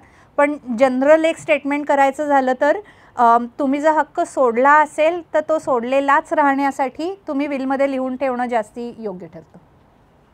मला एक विचारायचं होतं की सपोज एखाद्या व्यक्तीचा मृत्यूपत्र करायच्या आधी मृत्यू झाला, म्हणजे त्यांनी केलेलं नाही आहे, तर त्याच्या वारसदारांना मिळण्यासाठी प्रॉपर्टी किंवा त्याचं जे काय आहे तर ते करण्यासाठी काय वेगळ्या गोष्टी करायला लागतात की जे मृत्यूपत्र असल्यावरती करायला लागत नाही? सक्सेशन आणि एअरशिप सर्टिफिकेट घ्यायला लागतं कोर्टात जाऊन, की ज्याच्यामध्ये एअरशिप सर्टिफिकेट ह्याच्यामध्ये फक्त डिक्लरेशन असतं की या व्यक्तीचे हे वारस आहेत, त्यात प्रॉपर्टीशी काही रिलेशन नसतं. सक्सेशन सर्टिफिकेट हे मुव्हेबल प्रॉपर्टीबद्दल मिळतं की ज्याच्यात त्या व्यक्तीच्या ह्या मुव्हेबल प्रॉपर्टीबद्दल हे सक्सेसर्स आहेत आणि त्यांचं या पर्सेंटेजमध्ये ओनरशिप आहे. आणि ती प्रोसेस विलच्या ॲब्सेन्समध्येही कोर्टात जाऊनच करता येते, म्हणजे बाकी कुणाला तो डॉक्युमेंट इश्यू करण्याचा हक्क नाही आहे. हे दोन वाचतात. आयडियली प्रोबेटची प्रोसेस पण वाचायला पाहिजे, कारण मुंबई सोडून बाकी महाराष्ट्रात जर प्रॉपर्टीज असतील तर प्रोबेट कंपल्सरी नाही आहे. पण हे कदाचित त्या वेळेला थोडा पत्रव्यवहार किंवा थोडं याच्यावर करायला लागतं, कारण इन्स्टिट्यूशन्स नॉर्मली त्यांचं हे वाचवायचं असल्याने किंवा त्यांची जबाबदारी पूर्ण केली त्यांनी हे दाखवायचं असल्याने कोर्टाच्या ऑर्डरसाठी इन्सिस्ट करतात, ज्याची कायद्याने गरज नाही आहे. त्यामुळे त्यांना जर लक्षात आणून दिलं की ह्याची गरज नाही आहे तर हे सगळी कोर्टात जाण्याची प्रोसिजर वाचते.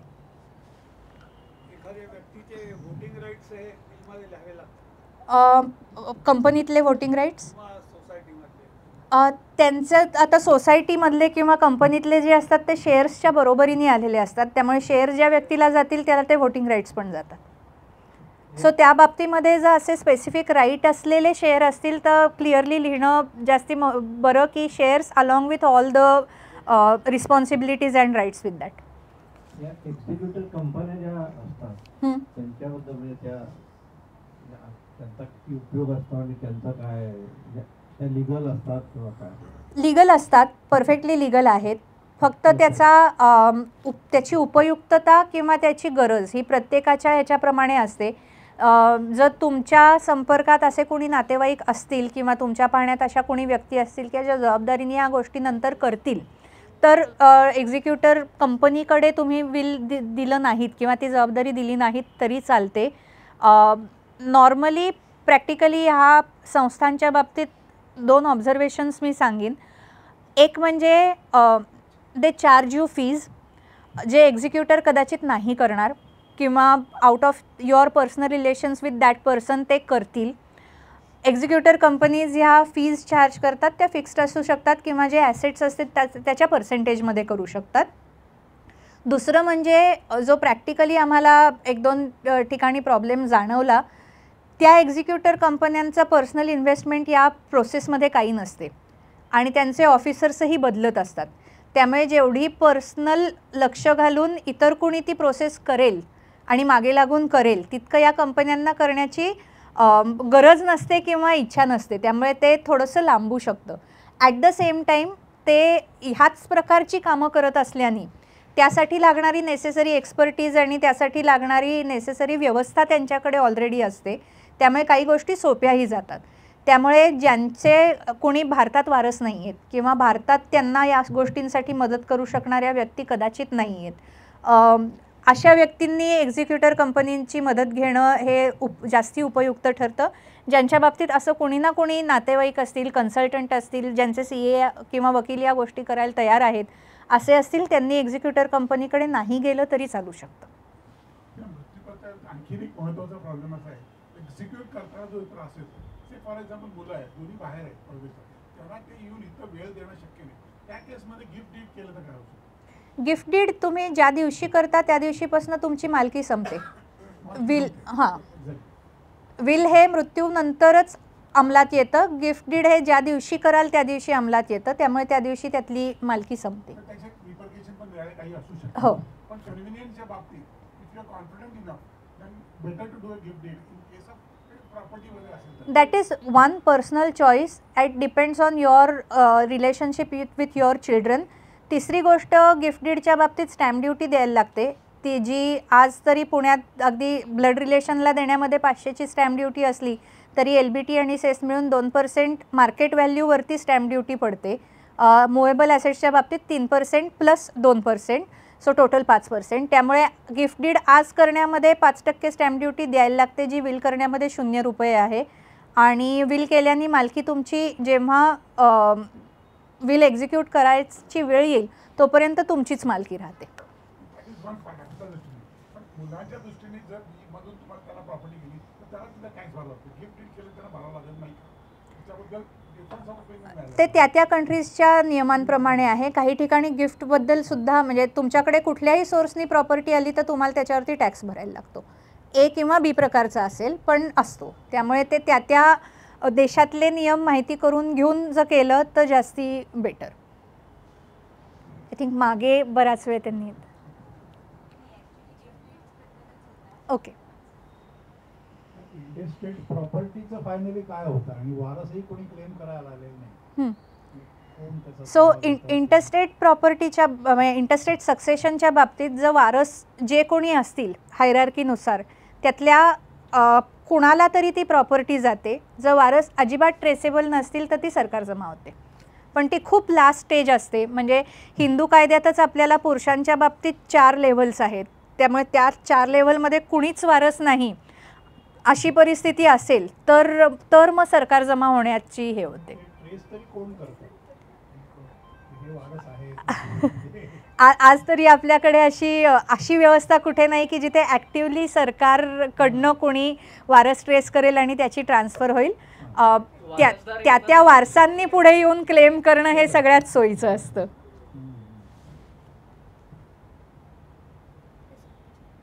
आय थिंक इकडे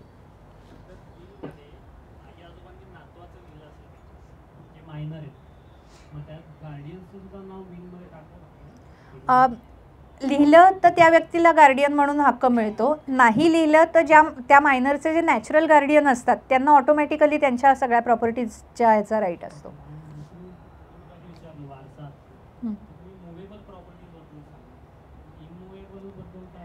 नॉर्मली एअरशिप सर्टिफिकेटमध्ये एअरशिप सर्टिफिकेटचा इमूवेबल प्रॉपर्टीजच्या बाबतीत उपयोग होतो. हो.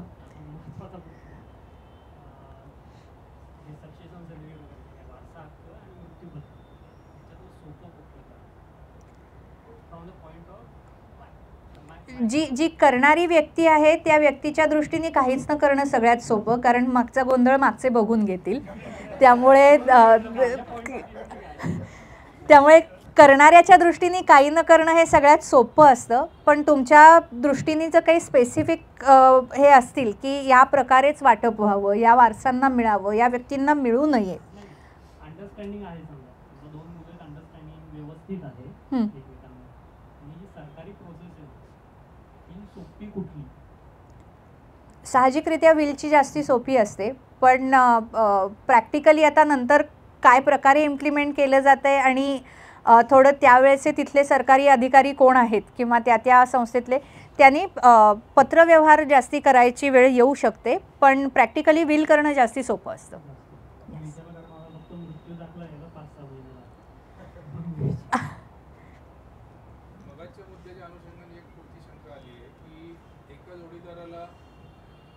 पास केली प्रॉपर्टी आणि तो जोडीदार हयात नसेल तर मुलांना द्यावी, ही सगळी प्रोव्हिजन लिहिली आहे. पण पुढे परिस्थिती बदलली तर त्या जोडीदाराला जी इच्छा मृत्यूपत्रात व्यक्त केली होती की त्याच्याही पश्चात मुलांकडे जावी, हे इम्प्लिमेंटेशन बदलता येतं का त्या जोडीदाराला? सो एखाद्या व्यक्तीने जर मृत्यूपत्रात माझ्या पश्चात माझ्या जोडीदाराला आणि जोडीदार नसेल तर मुलांना असं लिहिलं असेल आणि त्या व्यक्तीच्या मृत्यूच्या वेळेस जोडीदार हयात असेल तर जोडीदाराला संपूर्ण मालकी हक्काने मिळकत मिळते. त्यामुळे त्याच्याबद्दल विल करणं न करणं, करून स्वतःच्या मनाप्रमाणे तरतुदी करणं हे त्या जोडीदाराला पूर्ण हक्क असतो. जर त्यांनी विल नाही केलं तर त्यांच्या इंटरस्टेट सक्सेशनच्या नियमांप्रमाणे त्यांचा वारसा हक्क ठरतो. त्याच्यात मग पहिल्या विलमध्ये जोडीदार हयात नसेल तर च्या सूचनांचा काहीच उपयोग होत नाही. एकच त्याच्यात हे असू शकतं, हिंदू कायद्यामध्ये एक लाईफ इंटरेस्ट म्हणून सोय असते की ज्याच्यामध्ये सहसा एखादी व्यक्ती हयात असेपर्यंत त्या व्यक्तीला अधिकार असेल आणि मग त्या व्यक्तीच्या पश्चात इतर कुणाला मिळेल असं जर लिहून ठेवलं असेल तर त्या व्यक्तीला पूर्ण मालकी हक्क नाही मिळत, त्यांना फक्त त्यांच्या लाईफमध्ये तो एन्जॉयमेंटचा इंटरेस्ट मिळतो. मग त्यावेळेला विलमधल्याप्रमाणे पुढची हे होते. पण जर पूर्ण मालकी हक्काने दिलं असेल कुणालाही, म्हणजे जोडीदारच असं नाही कुणालाही, तर ती व्यक्ती त्यांना हवं ते त्याच्या पुढे त्याचं करू शकतात. म्हणजे ती प्रॉपर्टी मग विकायची असेल, इतर कुणाला गिफ्ट द्यायची असेल, त्याबद्दल विल करायचं असेल, याचे त्यांना पूर्ण राईट राहतात. स्वेच्छामरण आपल्या इथे बरेच रिस्ट्रिक्टेड आहे, त्याची काही कारणं असतील, प्रमुख तुम्ही सांगू शकाल, मी कदाचित मिस केलं असेल, आणि फ्युचरमध्ये भारतामध्ये त्याचं इफेक्टमध्ये येण्याचे काय चान्सेस आहेत? आज तरी काही नाही. आपल्याकडे कोर्टाच्या खूप क्लिअरली इंटरप्रिटेशन्स आहेत की भारतामध्ये संविधानातले जे मूलभूत अधिकार आहेत त्याच्यात आर्टिकल 21नी राईट टू लाईफ आहे, जगण्याचा अधिकार, जीवनाचा अधिकार. त्याच्यामध्ये कोर्टाच्या खूप पूर्वीपासूनच्या केसेस आहेत की ज्याच्यात स्पष्ट लिहिलेलं आहे जगण्याच्या अधिकारात जीवन संपवण्याचा अधिकार येत नाही. त्यामुळे आपल्याकडे आत्महत्या हा गुन्हा आहे. आत्महत्या केलेली व्यक्ती हयातच नसल्याने त्याच्याविरुद्ध ॲक्शन घेता येत नाही, त्यामुळे तो गुन्हा म्हणून डिफाईन नाही केला आहे. पण त्यामुळे स्वेच्छामरणासाठी नियर फ्युचरमध्ये तरी अजिबात त्याला सरकार मान्यता मिळणार नाही. लिमिटेड जे काय निष्क्रिय इच्छामरण आहे की ज्याच्यामध्ये मेडिकल असिस्टेड लाईफ कंटिन्यू व्हावं ह्याबद्दल डिसिजन घेता येतो तेवढाच अलाउड आहे. सो तुम्ही कदाचित ते मिस केलं. सो कायद्याने भारतात सक्रिय आणि निष्क्रिय इच्छामरण असे दोन प्रकारचं हे केलं आहे. सक्रिय म्हणजे ॲक्टिव्हली लाईफ संपवणं, which is actually suicide, that is not allowed. Suicide किंवा helping someone to commit suicide, that is not allowed. ज्याच्यामध्ये someone is alive only because there is medical assistance, म्हणजे व्हेंटिलेटर चालू आहे म्हणूनच माणूस जिवंत आहे. किंवा अनेकदा अशी परिस्थिती येते की मल्टिपल ऑर्गन फेल्युअर असतं, प्रत्येक फेल्युअर क्युअर करायला कुठलं तरी मशीन असतं. सो ते सगळे सपोर्ट काढून घेतले तर ती व्यक्ती कदाचित 2 तास, कदाचित 2 दिवस, कदाचित 2 महिने एवढीच जगू शकेल. पण परत फुल्ली लाईफ एन्जॉय करण्या इतक्या परिस्थितीत येणार नाही. हे जेव्हा नक्की असेल तेव्हाच्या कंडिशनसाठी मेडिकल ट्रीटमेंटसाठी हे करता येऊ शकतं. बाहेरच्या देशात जाऊन स्वित्झर्लंडमध्ये जाऊन जे लोक करतात त्याच्यावर कायद्याचा काय अँगल आहे? नॉर्मली भारतात प्रत्येकच देशातले, पण या बाबतीतला कायदा टेरिटोरियल आहे. सो भारतात स्वित्झर्लंडमधल्या सुसाईड किंवा युथनेशियाबद्दल भारतात काहीच ॲक्शन होणार नाही.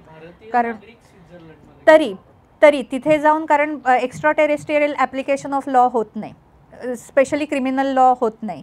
प्रत्येक कायद्यामध्ये तो कायदा कुठल्या प्रदेशाला लागू होतो याचं स्पष्ट हे केलेलं असतं, तेवढ्याच प्रदेशात तो कायदा लागू होतो.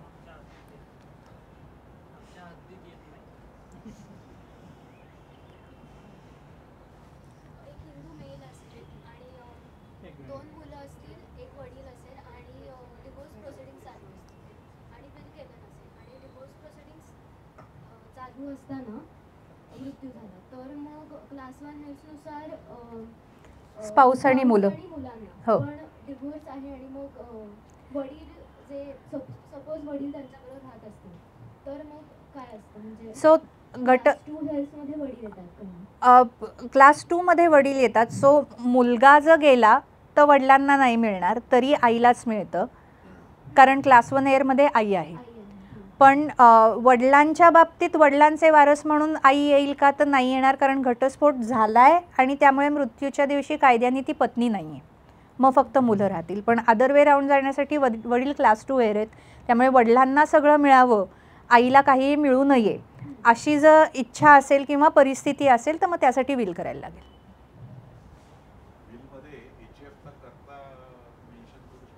मेन्शन करता येऊ शकतं.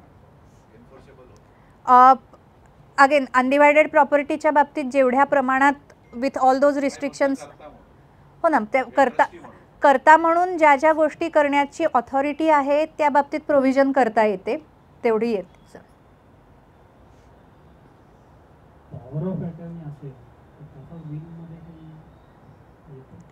नाही, कारण पॉवर ऑफ अटर्नी व्यक्तीच्या हयातीतच इम्प्लिमेंट होते. व्यक्ती गेल्या मिनिटाला पॉवर ऑफ अटर्नी संपुष्टात येते. हो.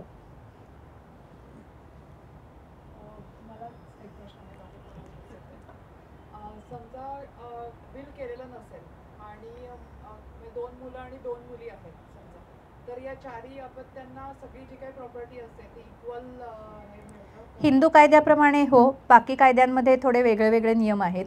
त्यामुळे त्या व्यक्तीला लागू जो पर्सनल कायदा असेल त्या व्यक्तीच्या धर्माप्रमाणे त्याप्रमाणे वारस ठरतात. हिंदू कायद्यामध्ये मूल म्हणून मुलगा आणि मुलगी याच्यात आता फरक काही नाही, त्यामुळे चौघांनाही इक्वल प्रॉपर्टी मिळेल. आणि मुलगा सांभाळत असेल, त्याच्याकडेच आपण नेहमी राहत असेल, तर मग काय करायचं? मुलींसाठी म्हणजे मग त्यांना काय सांगायचं? सो विल नसेल तर कायद्याने मुलींना इक्वल राईट मिळेल, तो जात नाही. पण त्यामुळे ज्या मुलाकडे राहताय तो सांभाळतोय, तो सगळं बघतोय आणि त्यामुळे त्याला तुमची मिळकत मिळावी अशी इच्छा असेल तर मात्र मग विल करायला लागेल.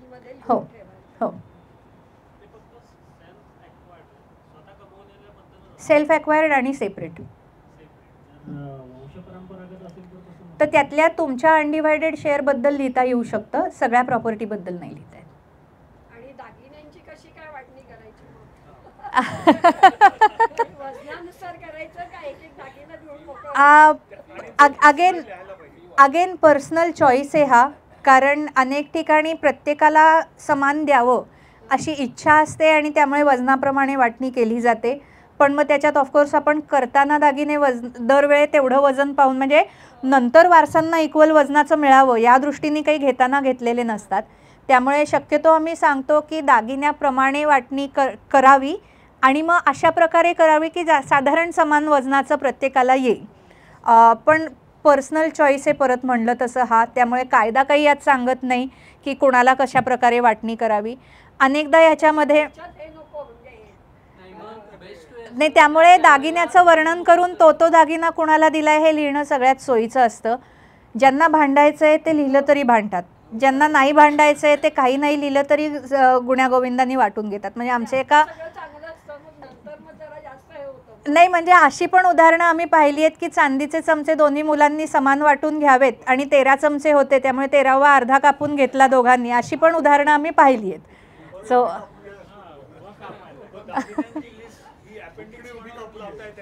हो येते, हो येते. अपेंडिक्सवरती पण सह्या पाहिजे.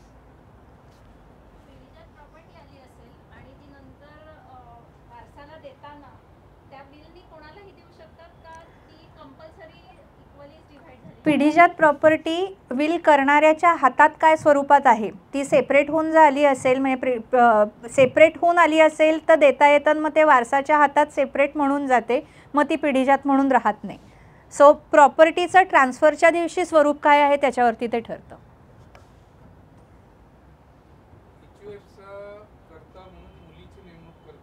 आता येते. हो.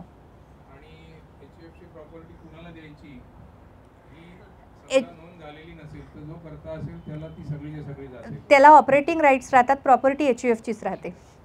सो करता म्हणून कोणी स्टेप इन व्हायचं तर आता मुलीला पण होत आहेत.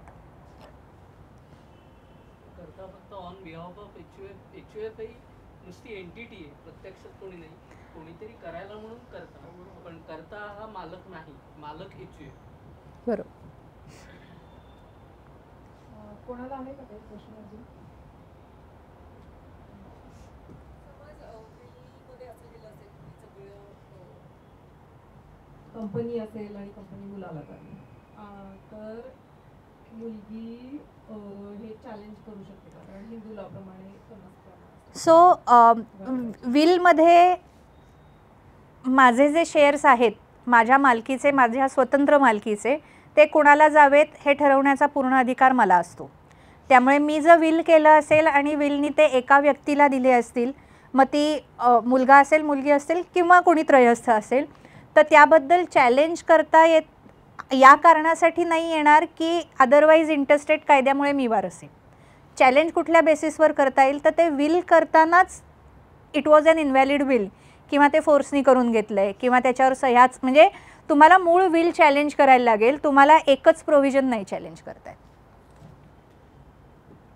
वारसांना आपल्या पश्चात काही त्रास होऊ नये अशी इच्छा असेल तर एक्झिक्युशनसाठी काय करायला पाहिजे याचं सेपरेट डॉक्युमेंट करणं आवश्यक आहे. म्हणजे उदाहरणार्थ पेन्शन पॉलिसीज आहेत, त्या कशा एनकॅश करायच्या, याच्याबद्दल कुठे जायचं, कुणाकडे जायचं, याकरता डॉक्युमेंट करता येतं. अनेक जण ते करतात. अनेक जण असाही अनुभव आहे की जे फायनान्शियल ॲडवायझर्सच्या थ्रू इन्व्हेस्टमेंट्स आणि हे मॅनेज करत असतात, ते विलला त्या ॲडवायझरचा कार्ड किंवा व्हिजिटिंग कार्ड किंवा तपशील जोडून ठेवतात की जेणेकरून वारसांना ते सगळं सोपं जावं किंवा या व्यक्तीला कॉन्टॅक्ट करायचा आहे हे कळावं. त्यामुळे पण हे विलमध्ये असण्याची गरज नाही, पण हे अनेक विलच्या बरोबरीने, विलच्या शेजारी हे डॉक्युमेंट करून ठेवलं तर त्याचा फायदा नक्की होतो. स्पेशली जे वारस त्या गावात राहत नाही आहेत की त्या शहरात राहत नाहीत आणि थोड्या दिवसासाठी येऊन गोष्टी करून जाणार आहेत, त्यांना ते सगळं रेडी एका ठिकाणी मिळालं तर त्यांना इम्प्लिमेंटला नक्कीच सोयीचं होतं.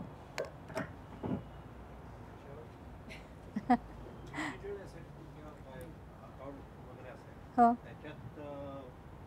समजा नॉमिनी असेल तर मग त्याला सगळं ते हे मिळू शकतं का? समजा मी त्याला पासवर्ड वगैरे माहीत नाही आहे, पण बँकेतला अकाउंट आहे आणि अकाउंट नंबर माहिती असेल तर त्याला ते मिळू शकतं का? सो परत नॉमिनीचे नियम जे आहेत, जे ऑनलाईन बँकिंग असलं तरी तेच राहतात. त्यामुळे नॉमिनी हा वारस जर तुम्ही विलनी नेमला असेल तरच होईल, अदरवाईज नॉमिनी हा ट्रस्टी असतो त्या मिळकतीच्या बाबतीत, त्या अमाऊंटच्या बाबतीत.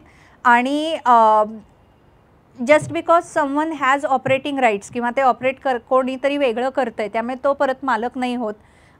जर नॉमिनी असेल तर त्यालाच ती नॉमिनीच्या हक्काने त्याच्या हातात मिळकत येणं, अमाऊंट येणं हे अपेक्षित आहे आणि त्यांनी पुढे ती डिस्ट्रीब्यूट करणं अपेक्षित नाही. तुम्ही ते बँकेच्या ब्रांचमध्ये जाऊन प्रोसेस करूच शकता ना.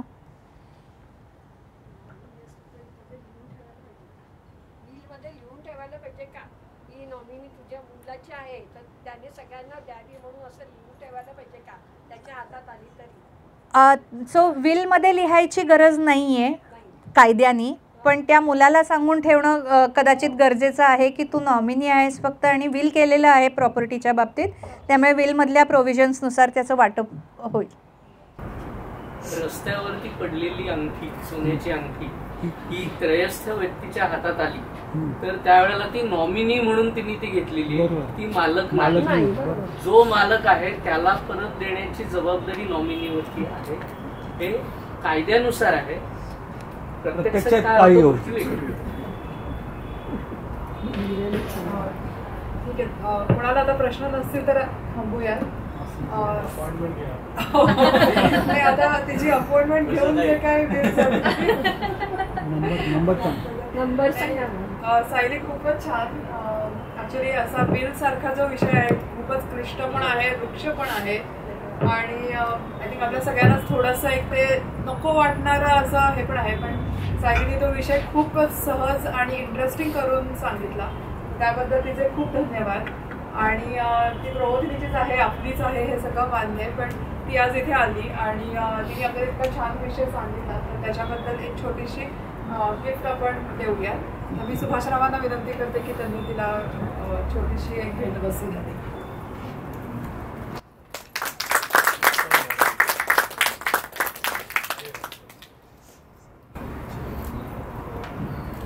धन्यवाद. आजचा एक्सप्रेस गप्पांचा कार्यक्रम इथेच संपला आहे. आता पुढच्या कार्यक्रमात भेटूयात 3 ऑगस्ट रोजी. धन्यवाद.